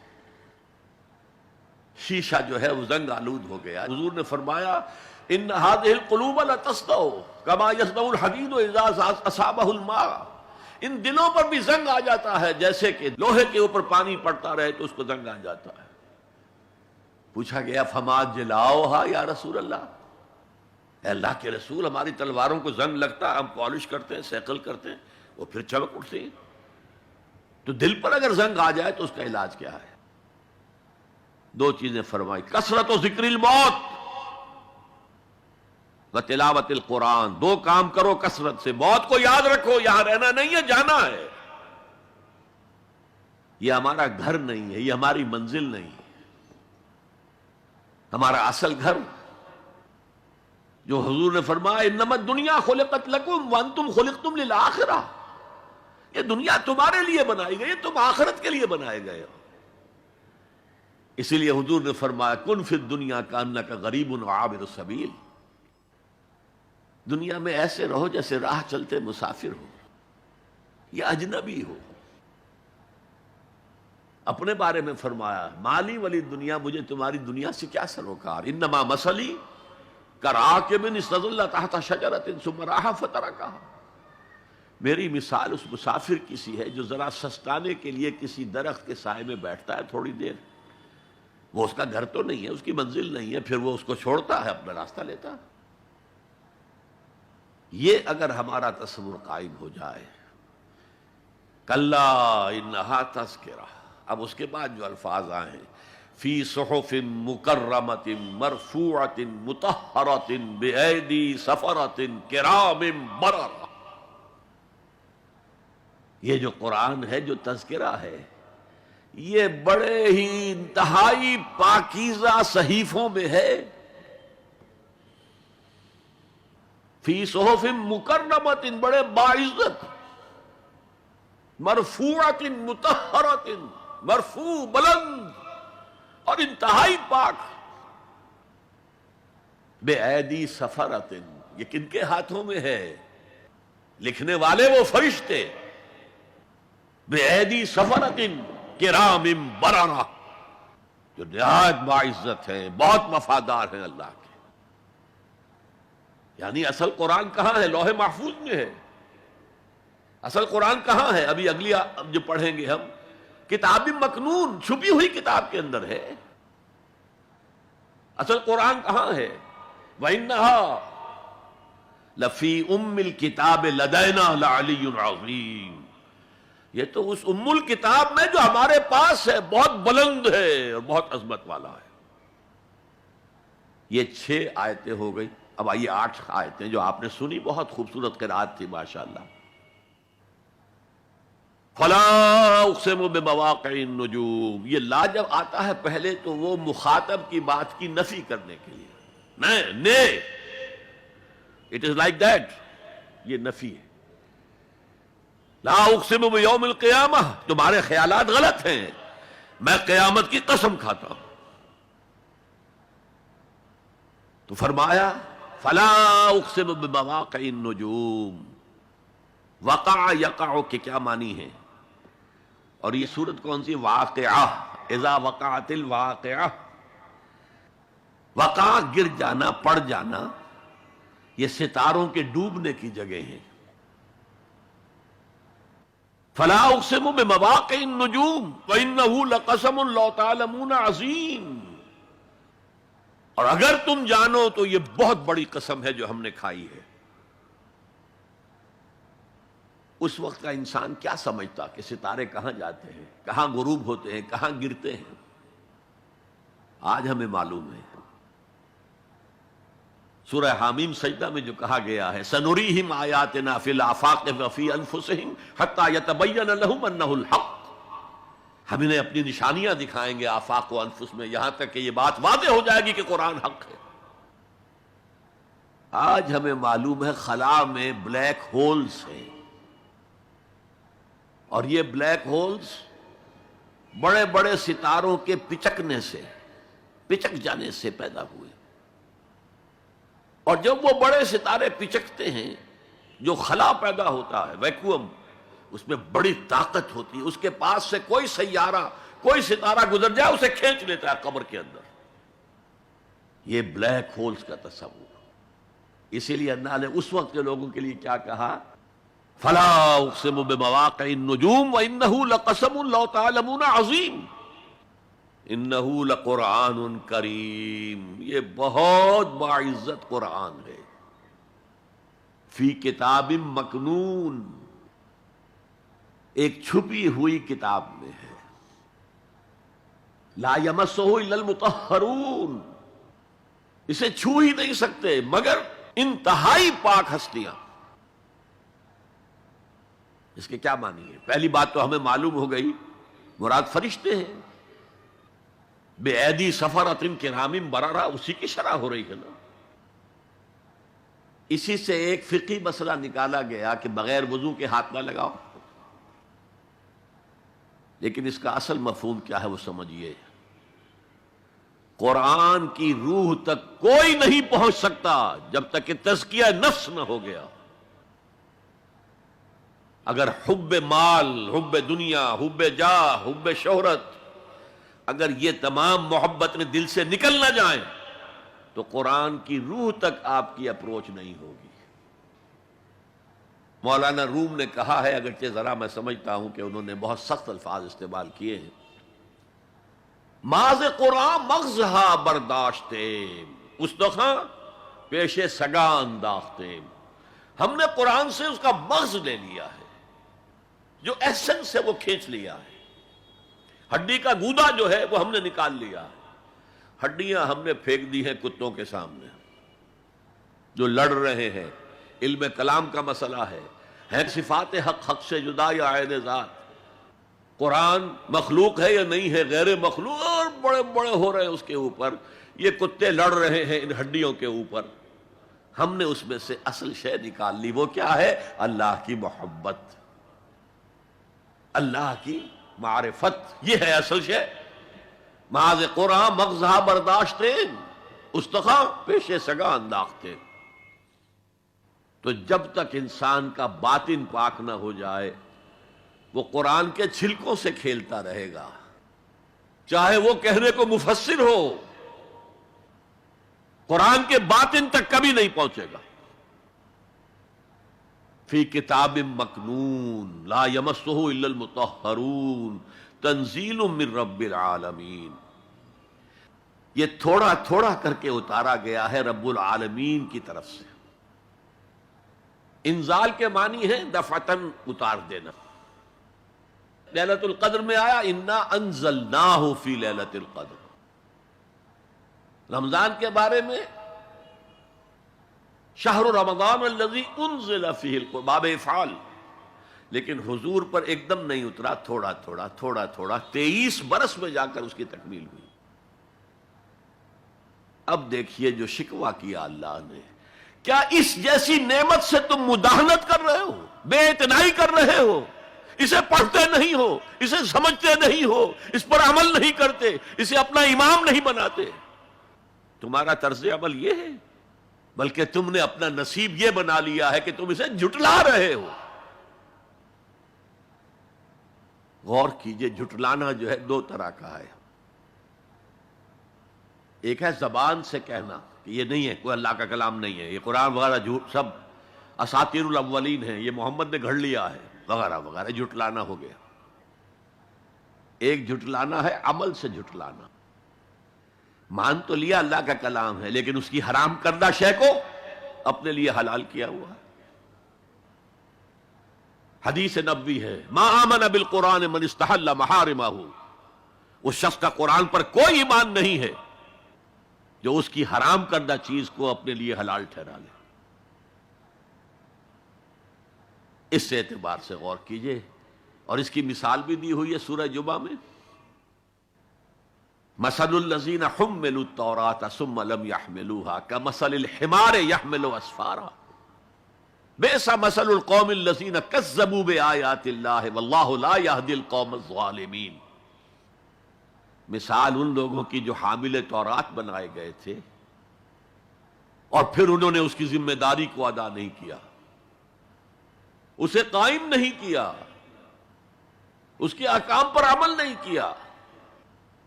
جیسے فرمایا ہے سورہ اعراف میں قل یا اہل الکتاب، کہہ دیجئے اے نبی صلی اللہ علیہ وسلم، اے کتاب والو لستم علی شیء حتی تقیموا التوراۃ والانجیل وما انزل الیکم من ربکم. تمہاری کوئی حیثیت ہماری نگاہ میں نہیں ہے، تمہارا منہ نہیں ہے کہ ہم سے دعا کرو جب تک کہ تم تورات اور انجیل کو اور جو کچھ نازل کیا گیا تمہاری طرف اسے قائم نہیں کرتے. آج اللہ ہماری دعائیں نہیں سنتا. 30 لاکھ جا کر حج کرتے ہیں. دنیا کے حالات میں کوئی ذرہ برابر فرق آتا ہے؟ اول تو حرام کی کمائی سے حج ہو رہا ہے، تو حج ہے ہی نہیں سرے سے. جو کچھ کرتے گئے تھے سودی کاروبار وہی آ کر دوبارہ شروع کر دیا. سرکاری ملازم تو جو رشوت پہلے لے رہے تھے اس کے بعد آ کر شروع کر دی. یہ کیا ہے؟ یہ تکذیب بالعمل ہے، جھٹلانا ہے. تم نے اپنا نصیب یہ بنا لیا ہے کہ تم قرآن کو جھٹلا رہے ہو جیسے کہ انہوں نے جھٹلایا تھا. مثل الذین حملوا التوراۃ ثم لم يحملوها كمثل الحمار يحمل اسفارا. ان کی مثال ان گدھوں کی سی ہے جن پر کتابوں کا بوجھ لاد دیا گیا. مکالمات فلاں تم گٹھڑی باندھ کر گدھے کے اوپر رکھ دیجئے تو کیا وہ واقعی منطقی اور فلسفی بن جائے گا؟ یہ مثال اللہ دے رہا ہے. اور یہ مثال کیوں دی گئی ہے؟ اس آئینے میں ہمیں ہماری تصویر دکھائی گئی ہے. تم اگر قرآن کا حق ادا نہیں کر رہے تو تمہاری مثال وہی ہے جو یہود کی تھی. بئس مثل القوم الذین کذبوا بآیات اللہ. بری مثال ہے اس قوم کی جس نے اللہ کی آیات کو جھٹلایا. تو زبان سے تو یہودیوں نے کبھی نہیں جھٹلایا تورات کو، عمل سے جھٹلایا ہے. یہ وہ 5 مقامات ہیں جن میں اللہ تعالیٰ نے خود اپنے کلام کی ثنا بیان کی ہے، تعریف کی ہے، اس کی عظمت کو بیان کیا۔ اب میں آپ کے سامنے ایک حدیث رکھنا چاہتا ہوں، حضور نے کیا فرمایا۔ ایک حدیث سنا چکا ہوں آپ کو، عن عثمان بن عفان رضی اللہ تعالی عنہ قال قال رسول اللہ صلی اللہ علیہ وسلم خیرکم من تعلم القرآن وعلمہ، تم میں سے بہترین لوگ وہ ہیں جو قرآن سیکھیں اور سکھائیں۔ یہ حدیث بڑی عجیب ہے، یہ ترمذی میں بھی ہے اور دارمی میں ہے، اور اس کے راوی حضرت علی ہیں رضی اللہ تعالی عنہ۔ عن علی رضی اللہ عنہ قال، حضرت علی فرماتے ہیں انی سمعت رسول اللہ صلی اللہ علیہ وسلم یقول، میں نے سنا اللہ کے رسول صلی اللہ علیہ وسلم کو یہ کہتے ہوئے، انہا ستکون فتنۃ، ان قریب ایک بہت بڑا فتنہ رونما ہوگا۔ حضرت علی فرماتے ہیں قلت، میں نے عرض کیا مل مخرج منہا یا رسول اللہ، اے اللہ کے رسول یہ فرمائیے اس فتنے سے بچنے کا، نکلنے کا راستہ کون سا ہوگا؟ جیسے آپ بڑے بڑے حالوں میں دیکھتے ہیں ایگزٹ، عرب ممالک میں لکھا ہوتا ہے مخرج، اگر کہیں آگ لگ جائے، کہیں دھواں بڑھ جائے تو نکلو، ان لال جو روشنیاں ہیں ان کے اندر جو نیچے دروازے ہیں ان کی طرف جاؤ، یہ مخرج ہے جان بچانے کی۔ یہاں ایک لحظہ توقف کر کے ہمارا اور صحابہ کا جو فرق ہے اس کو نوٹ کر لیجئے۔ اگر ہم ہوتے تو کیا پوچھتے؟ حضور یہ فتنہ کب آئے گا، کدھر سے آئے گا، کیوں آئے گا، کیا ہوگا؟ یہ سارے سوالات کرتے نا، جن کا عمل سے کوئی تعلق نہیں، معلومات ہے۔ حضرت علی نے کچھ نہیں پوچھا، بس آپ نے فرما دیا کہ بہت بڑا فتنہ ہوگا، تو بس ہمیں یہ بتائیے کہ اس سے نکلنے کا راستہ کیا ہے۔ اب سنیے حضور کی زبان سے قرآن مجید کی مدح۔ قال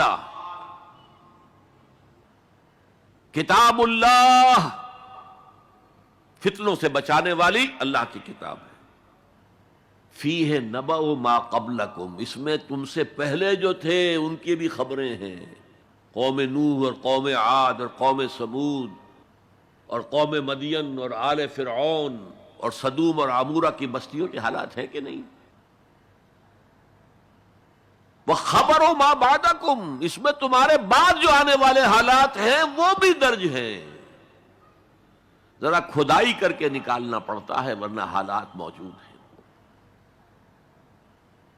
ایک اوپر کی چیز ہے، سامنے کی چیز ہے، ایک ذرا اندر سے کھدائی کر کے، لیکن یہ کہ حضور فرما رہے ہیں خبرو ما بعدکم وحکم ما بینکم، اور جو بھی اختلافات تمہارے درمیان ہوں گے ان کا فیصلہ بھی اس کتاب میں موجود ہے۔ کاش کہ ہم اپنے مذہبی اختلافات کو رفع کرنے کے لیے قرآن کی طرف رجوع کریں، جو حبل اللہ ہے، واعتصموا بحبل اللہ جمیعا ولا تفرقوا۔ تو فرمایا کتاب اللہ فیہ نبأ ما قبلکم وخبر ما بعدکم وحکم ما بینکم، هو الفصل لیس بالحزل، وہ فیصلہ کن کلام ہے، ایسے ہی یابہ گوئی نہیں ہے، یہ قرآن کی آیات ہے۔ انہ لقول فصل وما هو بالحزل، سورہ طارق کے اندر آیا، طارق میں هو الفصل لیس بالحزل من ترکہ من جبار قسمہ اللہ، اگر کوئی جبار شخص اپنی سرکشی میں اس قرآن کو ترک کر دے گا اللہ اسے پیس کر رکھ دے گا۔ وَمَنِ ابْتَغَى الْهُدَى فِي غَيْرِهِ أَضَلَّهُ اللَّهُ، اور جو کوئی ہدایت حاصل کرنا چاہے گا قرآن کے سوا کسی اور چیز سے، اللہ اسے لازماً گمراہ کرے گا۔ کتاب ہدایت تو یہ ہے، وَهُوَ حَبْلُ اللَّهِ الْمَتِينُ، اور یہی تو ہے اللہ کی مضبوط رسی، جو قرآن میں کہا گیا وَاعْتَصِمُوا بِحَبْلِ اللَّهِ جَمِيعًا۔ میں نے ایک موقع پر اس آیت کا استہزاء کرتے ہوئے سنا تھا پاکستان کے شہر لاہور میں، جب 1973 یا 74 میں عالم اسلام کی سمٹ کانفرنس ہوئی تھی لاہور میں، تو یہ آیت واعتصموا بحبل اللہ ہر ٹیکسی کے اوپر، ہر رکشہ کے پیچھے لکھی ہوئی ہوتی تھی، اور وہ اس کے بینر لگے ہوئے تھے۔ تو میری کوئی کتاب ایک پریس میں تھی، میں اس کے لیے جلدی کے لیے کہنے کے لیے کہ جلدی شائع کرو، وہاں گیا تو وہاں ایک صاحب تھے آزاد کشمیر کے محکمہ اطلاعات کے بہت بڑے افسر، اور وہ کہہ رہے تھے کیا محمل کلام ہے، کہاں ہے وہ رسی، کس کو پکڑے؟ انا للہ و انا الیہ راجعون۔ حضور فرما رہے ہیں هو حبل اللہ المتین، یہ ہے رسی اللہ کی۔ ایک حدیث میں آتا ہے القرآن حبل اللہ الممدود من السماء الى الارض، یہ اللہ کی رسی ہے جو آسمان سے زمین تک تنی ہوئی ہے۔ ایک اور حدیث بہت پیاری ہے، میں آپ کو بتائے بغیر نہیں رہ سکتا۔ حضور اپنے حجرے سے برآمد ہوئے تو آپ نے دیکھا مسجد نبوی کے کونے میں صحابہ بیٹھے ہیں، قرآن کا مذاکرہ کر رہے ہیں۔ مذاکرہ ایک ہوتا ہے درس، ایک شخص بول رہا ہے دوسرے سن رہے ہیں، یہ نہیں، مذاکرہ آپس میں۔ حضور کے چہرے پر بشاشت کے آثار ظاہر ہوئے، آپ چل کر آئے، آپ نے ایک سوال کیا عجیب، الستم تشہدون، کیا آپ لوگ اس کی گواہی نہیں دیتے اللہ الہ الا اللہ وانی رسول اللہ وہذا القرآن جاء من عند اللہ، کیا آپ لوگ اس کی گواہی نہیں دیتے کہ اللہ کے سوا کوئی معبود نہیں اور میں اللہ کا رسول ہوں اور یہ قرآن اللہ کے پاس سے آیا ہے؟ جواب کیا تھا؟ بلا یا رسول اللہ، بلا یا رسول اللہ، بلا یا رسول اللہ، اللہ کے رسول کیوں نہیں، ہم گواہی دیتے ہیں۔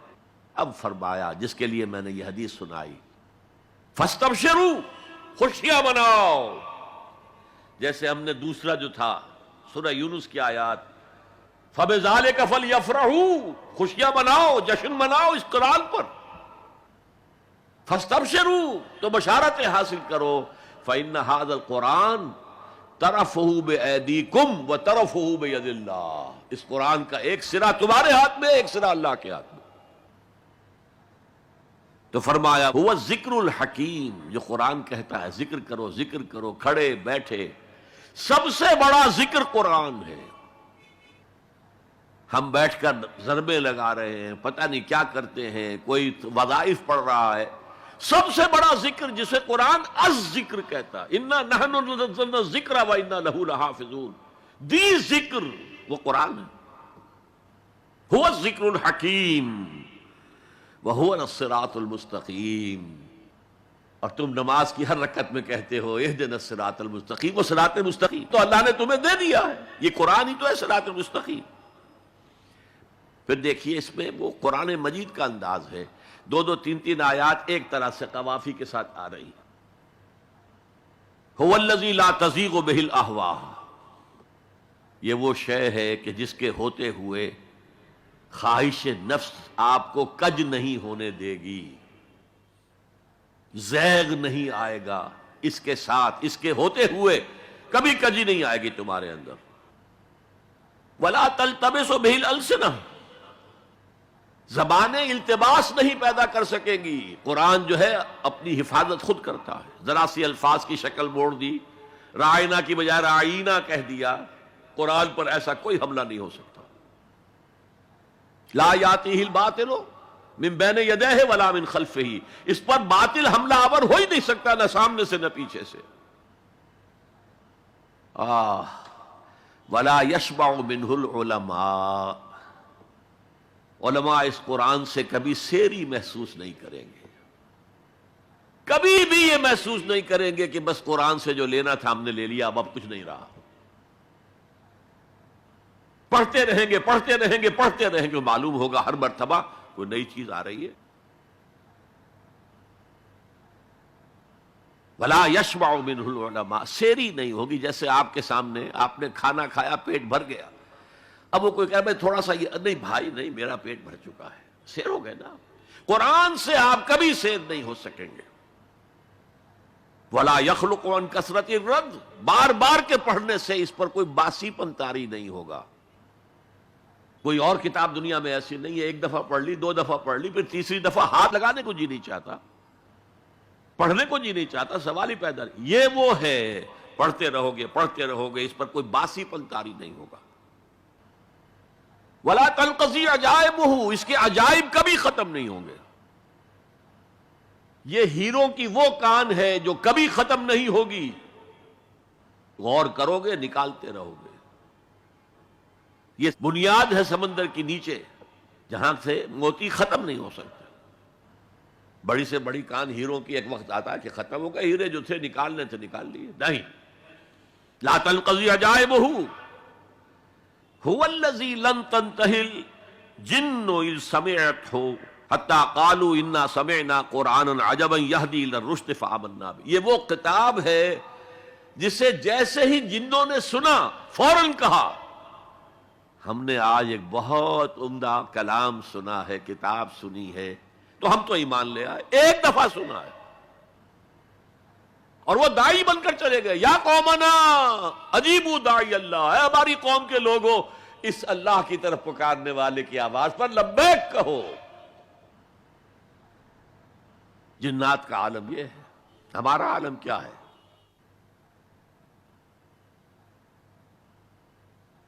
اب 4 جملے جو آئے ہیں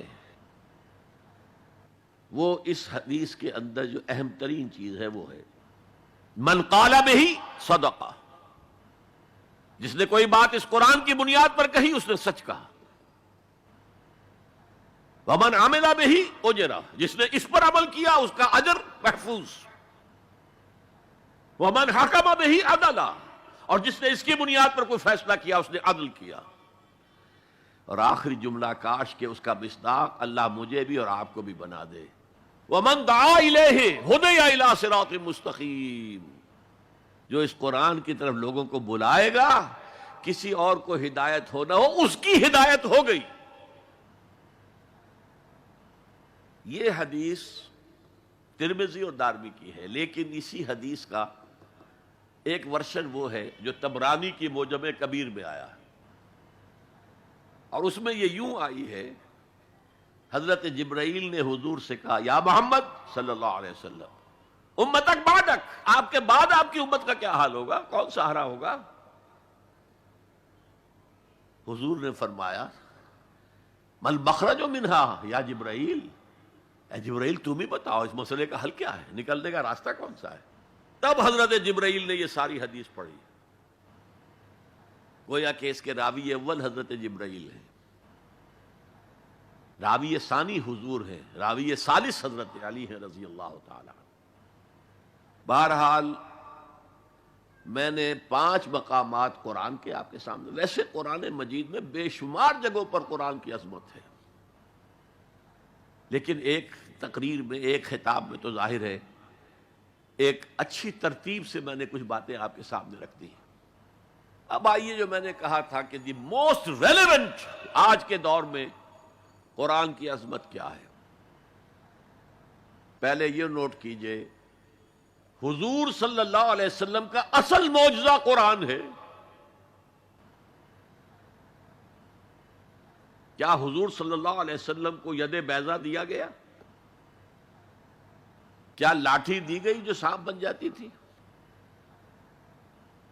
کیا حضرت عیسیٰ کی طرح احیاء موتیٰ کا معجزہ دیا گیا؟ کیا حضرت عیسیٰ کی طرح خلق حیات کا معجزہ دیا گیا کہ گارے سے پرندہ بنایا، پھونک ماری اڑتا ہوا پرندہ ہو گیا؟ یہ سارے معجزے حسی معجزے ہیں، حسی، جنہیں آنکھوں سے دیکھا جا سکتا ہے. جیسے حضرت صالح کی قوم کو ان کے مطالبے پر معجزہ دکھا دیا گیا، چٹان میں سے گابھن اونٹنی برآمد ہو گئی.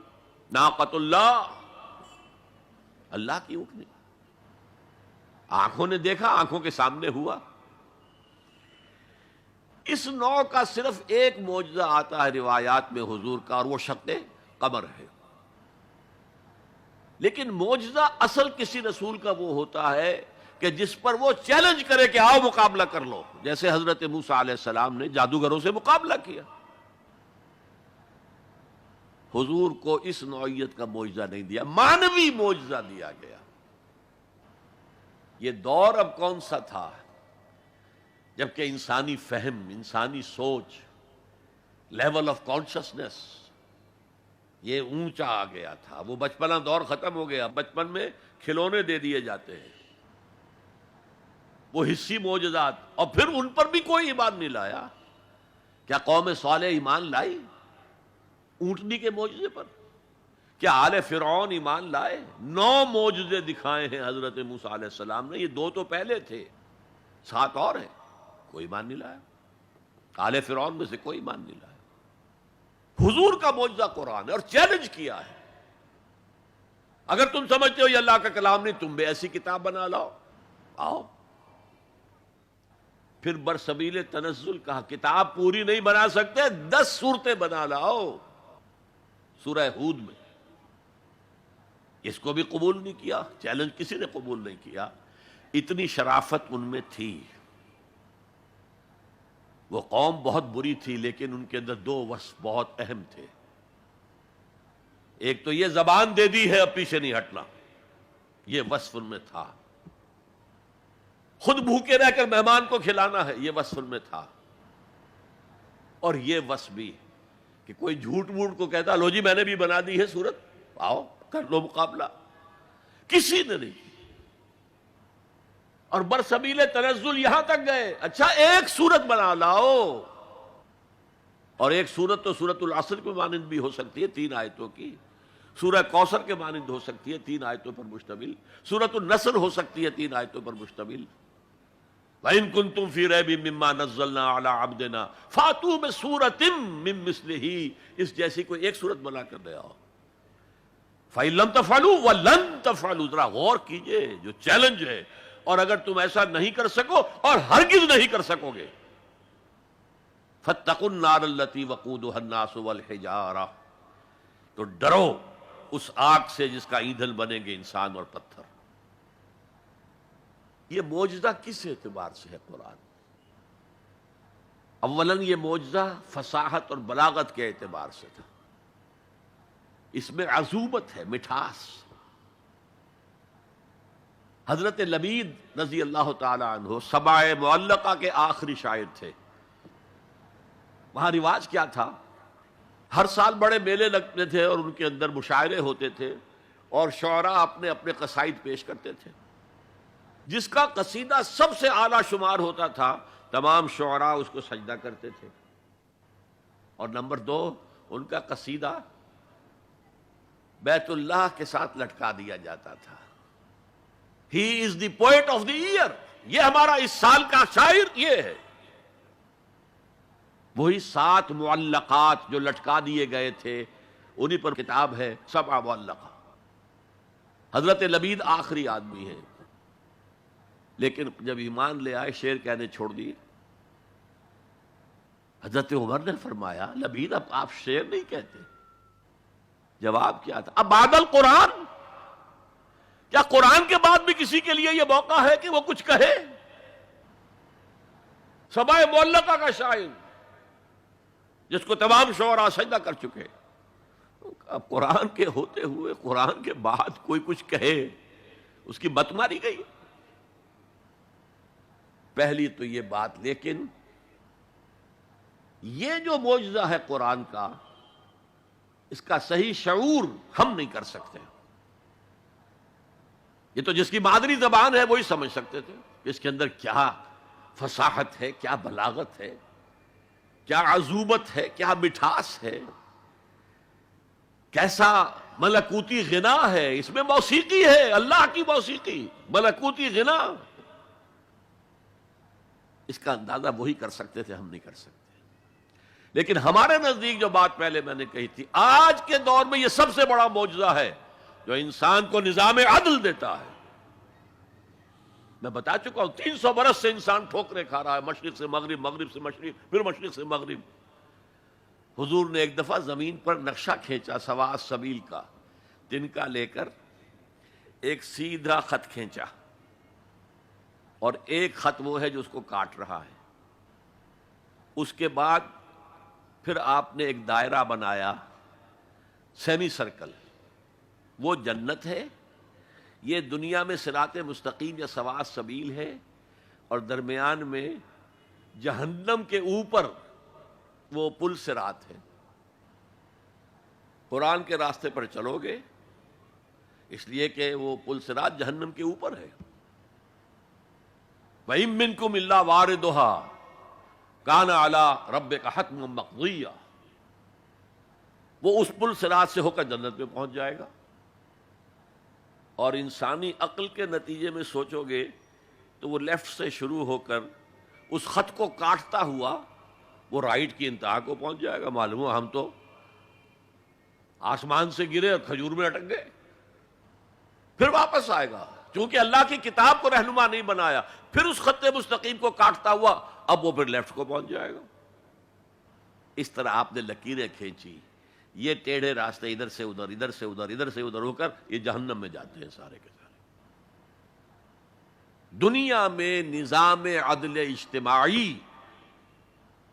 اور آخرت میں جنت تک رسائی، یہ صرف اس سواء السبیل، اس صراط مستقیم سے ہے جو قرآن جس کی نشاندہی کر رہا ہے۔ اب میری آخری بات، آج کی دنیا میں قرآن کا سب سے بڑا معجزہ وہ یہ ہے کہ اس کتاب کے ذریعے حضور نے تاریخ انسانی کا عظیم ترین انقلاب برپا کیا۔ اسی کتاب کے ذریعے کیا نا، اتر کر حرا سے سوئے قوم آیا اور نسخہ کیمیا ساتھ لایا۔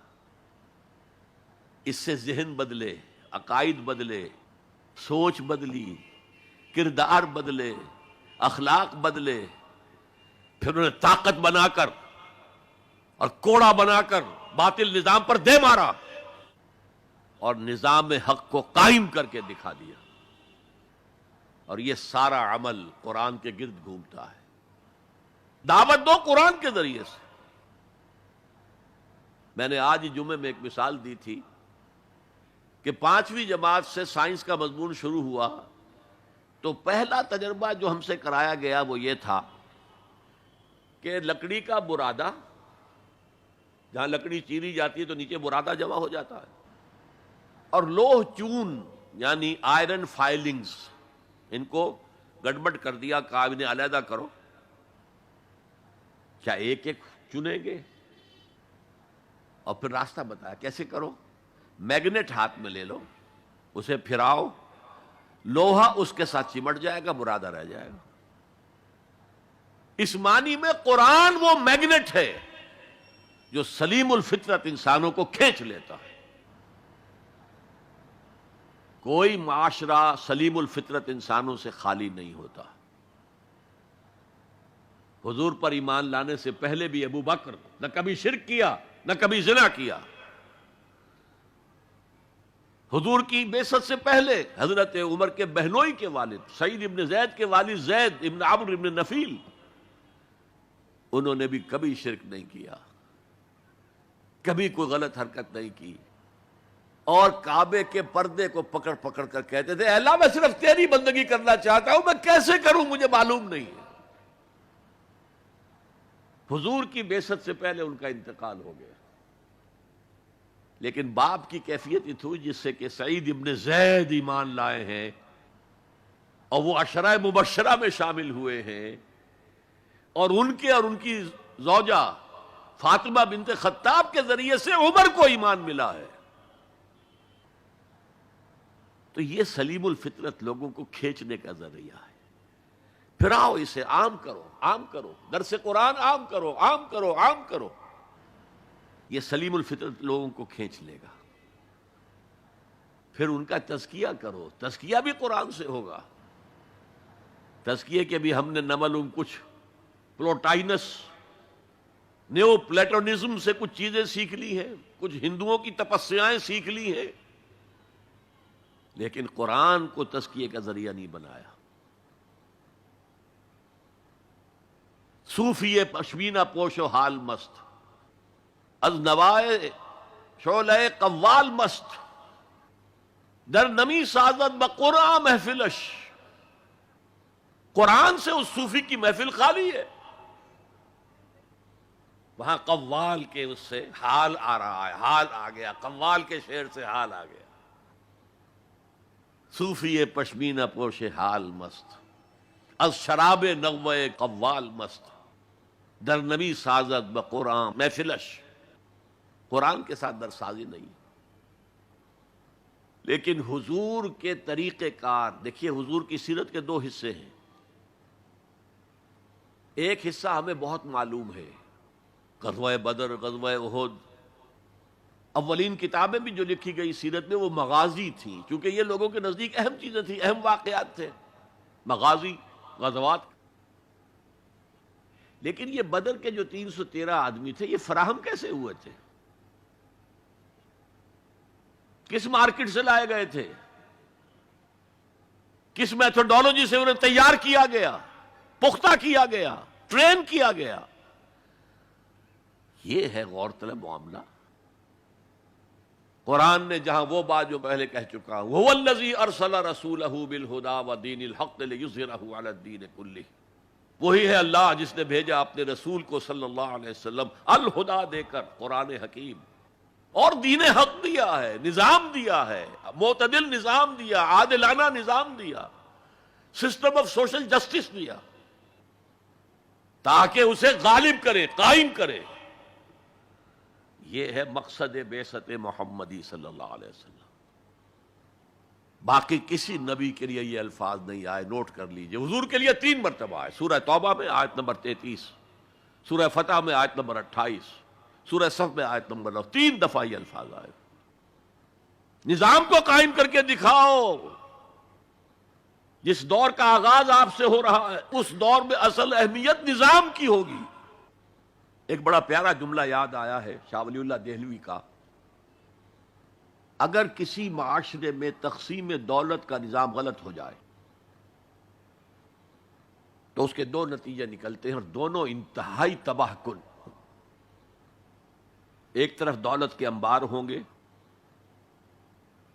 اس کا نتیجہ کیا نکلے؟ عیاشی ہوگی، بدماشی ہوگی، گلچھرے ہوں گے، اسراف ہوگا، تبذیر ہوگی،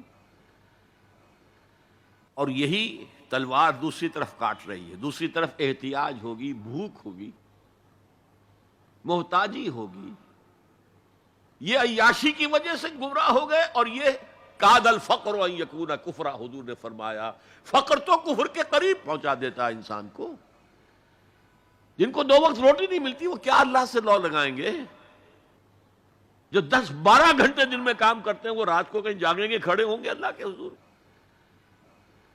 شاہ صاحب کہتے ہیں کہ یہ جو طبقہ پیدا ہوتا ہے غرباء کا، یہ انسانوں کی شکل میں حیوان بن جاتے ہیں، لدو اونٹ، بار برداری کے جانور، کولو کے بیل، وہ انسان نہیں رہتے۔ حدیث میں نے آپ کو سنا دی، کاد الفقر ان یکون کفرا۔ تو اس انقلاب کو برپا کرنے کے لیے، اور یہ میں آپ سے عرض کر دوں، تاریخ انسانی کا عظیم ترین انقلاب وہ ہے جو محمد نے برپا کیا صلی اللہ علیہ وسلم، اور یہ میری بات نہیں ہے۔ ڈاکٹر ایم این رائے، ممبر کمیونسٹ انٹرنیشنل، ہندو اور کمیونزم کی سب سے اونچی باڈی کا رکن،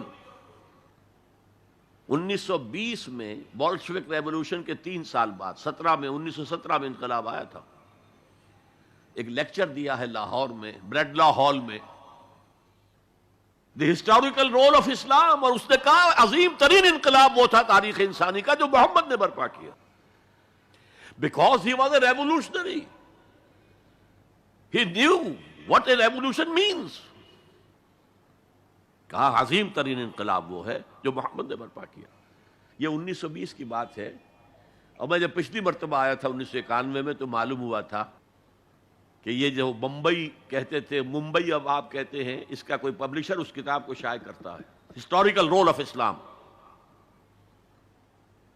اچھا، یہ تو ہوا 20ویں صدی کے شروع سے 20واں سال، اس کے اختتام سے 20 سال پہلے کتاب لکھی گئی دی 100،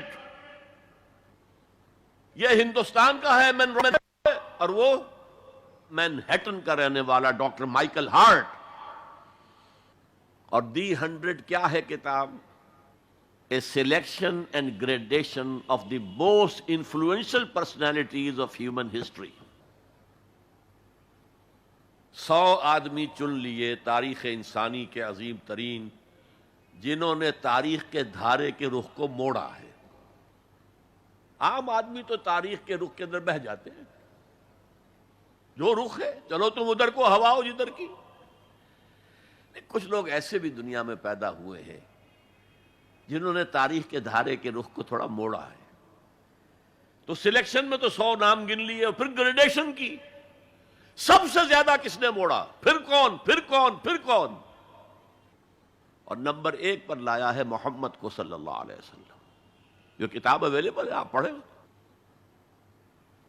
اور بڑے خوبصورت الفاظ اس کے ہیں۔ Naturally I O an explanation, میں عیسائی ہوں، حضرت مسیح کو نمبر 3 پر لے گیا ہوں اور محمد کو نمبر 1 پر رکھ رہا ہوں، تو یقیناً مجھے کوئی نہ کوئی اس کی ایکسپلینیشن دینی ہوگی، کوئی توجیہ کرنی ہوگی۔ اور پھر اس نے وہ جملہ لکھا ہے جو میرے علم کی حد تک کسی مسلمان کی رسائی اس تک نہیں ہوئی۔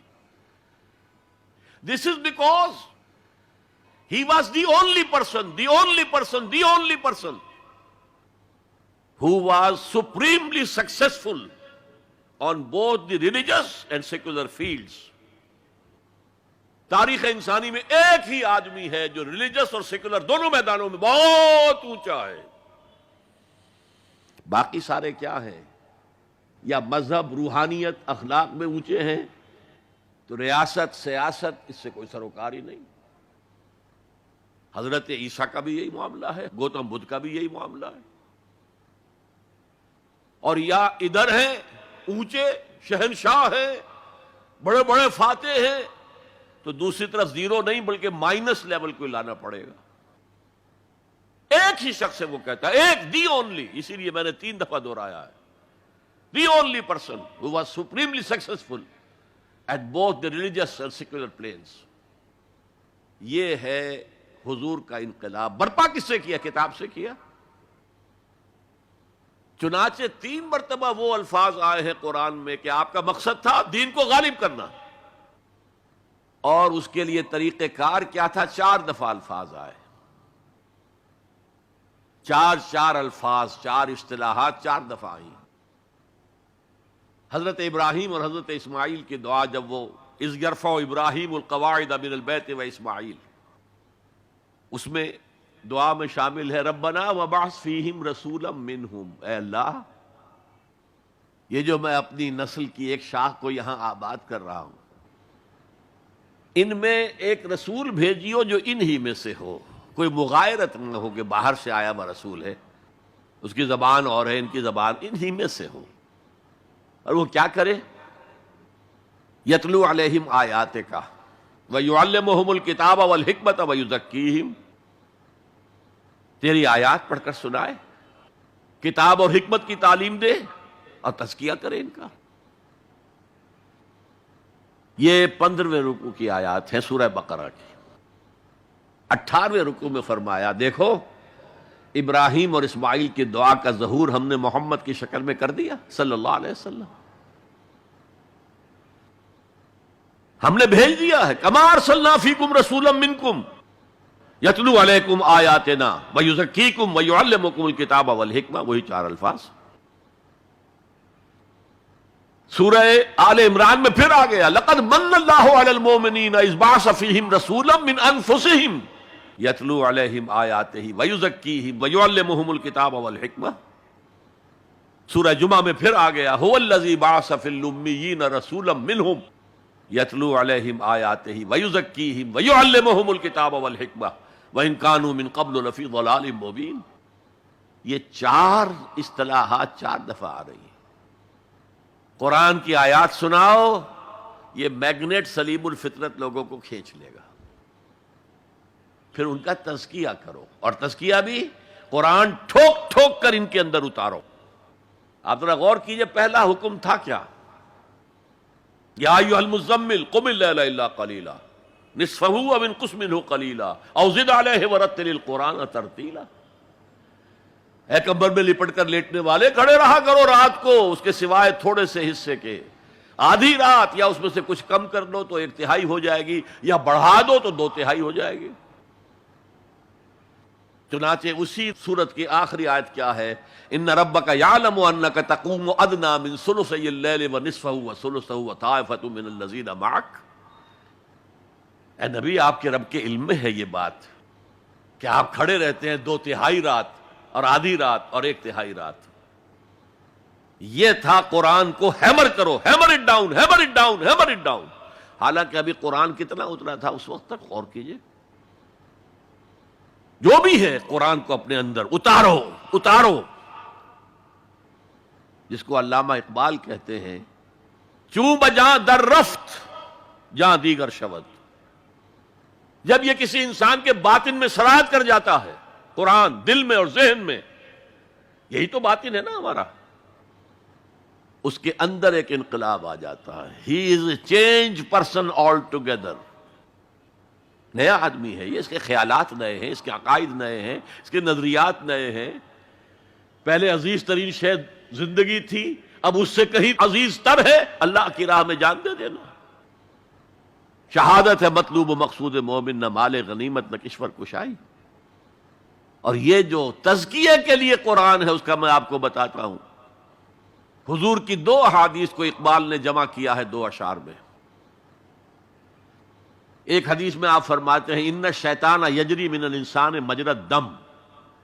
شیطان انسان کے اندر خون کی طرح گردش کرتا ہے.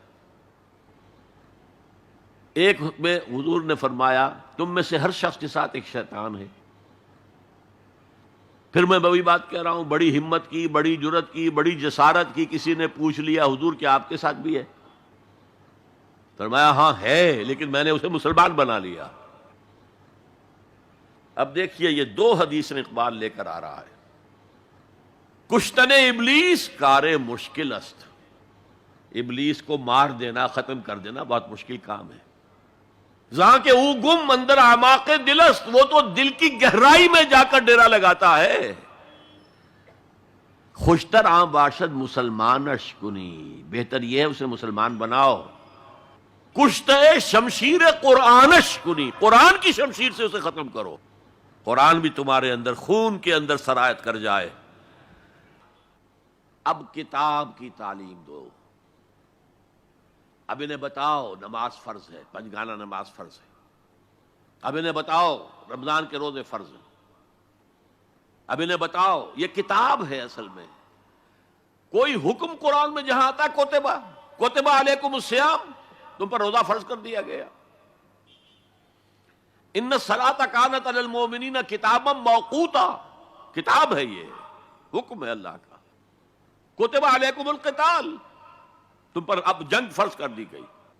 اب کتاب پڑھاؤ انہیں. اگر پہلے 2 مرحلے سر نہ ہوئے ہوں اور آپ بتائیں، بچوں سے کہتے ہیں نماز پڑھا کرو بھائی، نماز پڑھا کرو نماز، اور اس پہ اثر ہی کوئی نہیں ہوتا.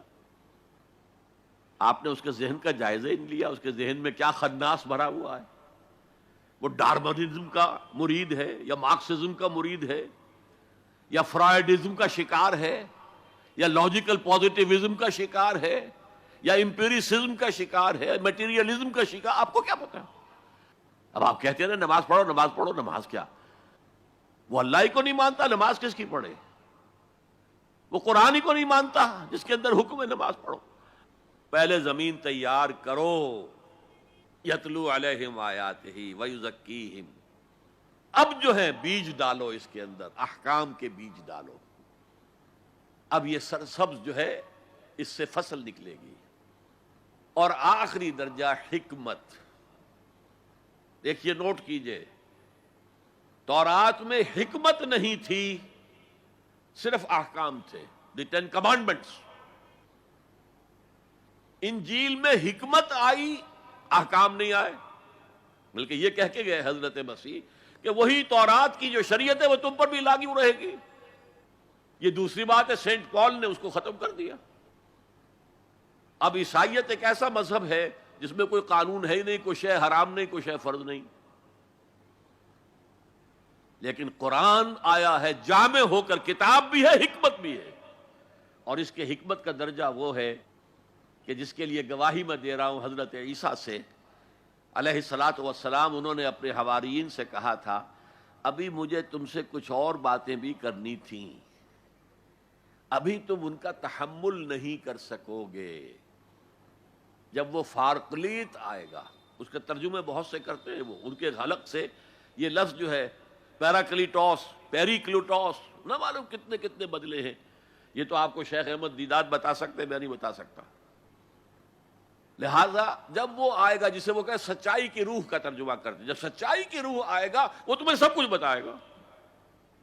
وہ حکمت کاملہ ہے جو قرآن میں ہے، اور یہ حضور کی تعلیم اور تربیت کا بلند ترین مقام ہے. یتلو علیہم آیاتہ ویزکیہم ویعلمہم الکتاب والحکمہ. اس پروسیس سے حضور نے آدمیوں کو تیار کیا ہے، اور یہ سارا عمل قرآن کے گرد گھوم رہا ہے. یتلو علیہم آیاتی تو قرآن ہے ہی، تزکیہ کے لیے سب سے بڑا ذریعہ قرآن ہے. کتاب یعنی احکام سارے قرآن میں ہے، اور قرآن ہی میں حکمت بھی ہے. ذالک مما اوحینا الیک من الحکمہ.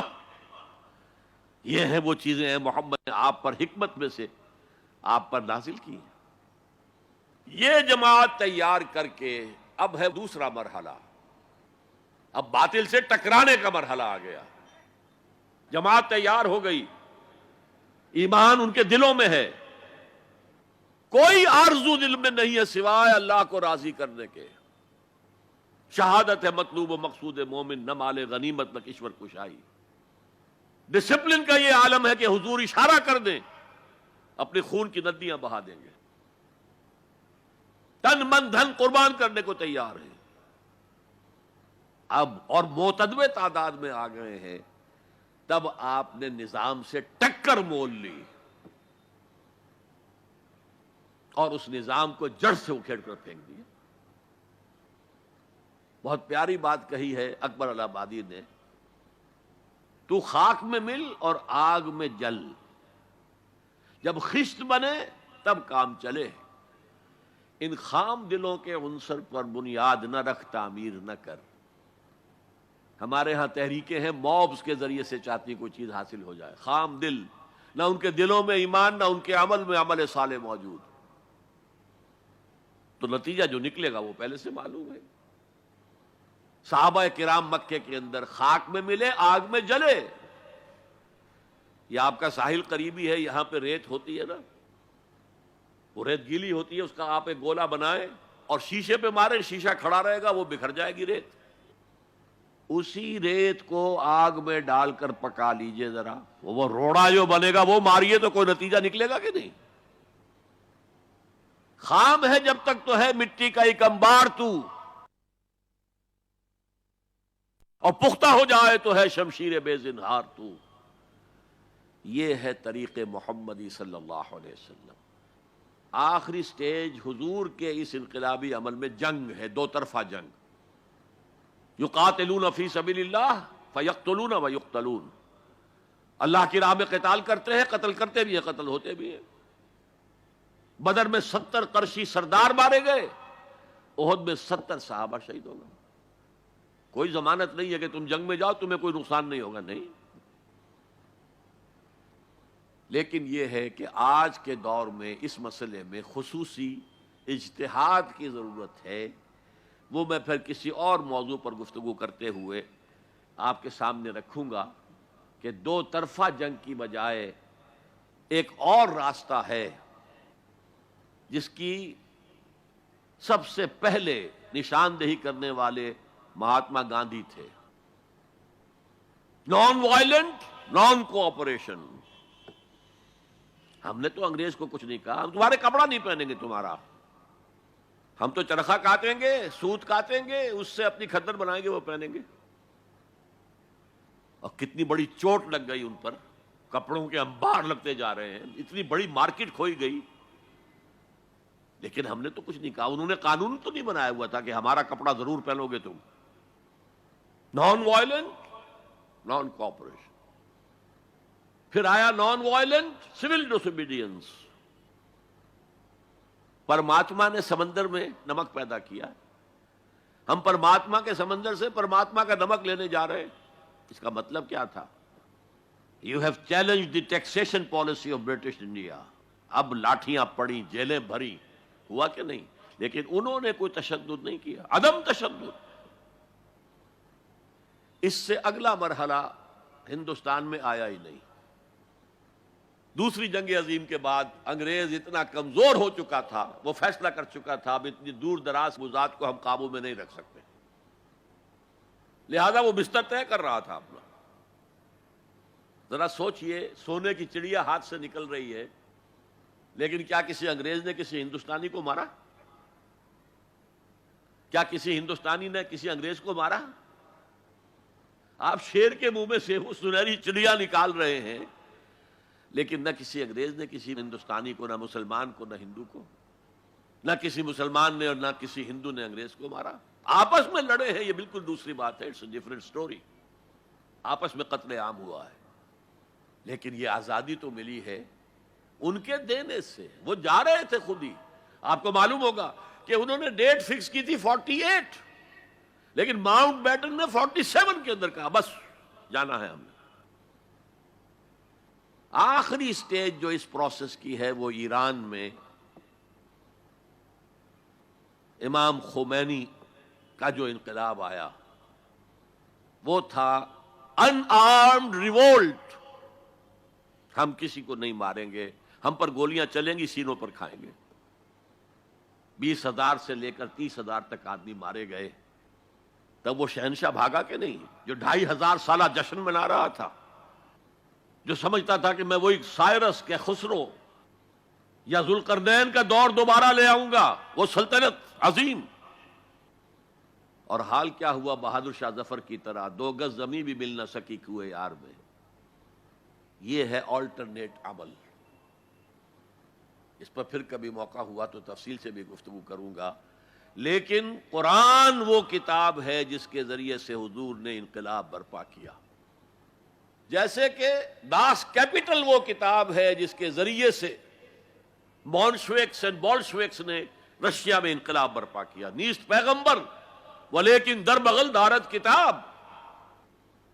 وہ مارکس جو ہے پیغمبر تو نہیں ہے، لیکن اپنی بغل میں کتاب لے کے آیا ہے۔ اور وہ داس کیپٹل کس قدر مؤثر تھی، اس نے کس طرح لوگوں کو پوزیس کیا ہے اور کس طریقے سے لوگوں کو تیار کیا ہے کہ زار کی فوجوں کے سامنے کھڑے ہوئے ہیں اور گولیاں کھا رہے ہیں سینہ کھول کر۔ وہ ایک کتاب تھی، وہ بھی کتاب تھی۔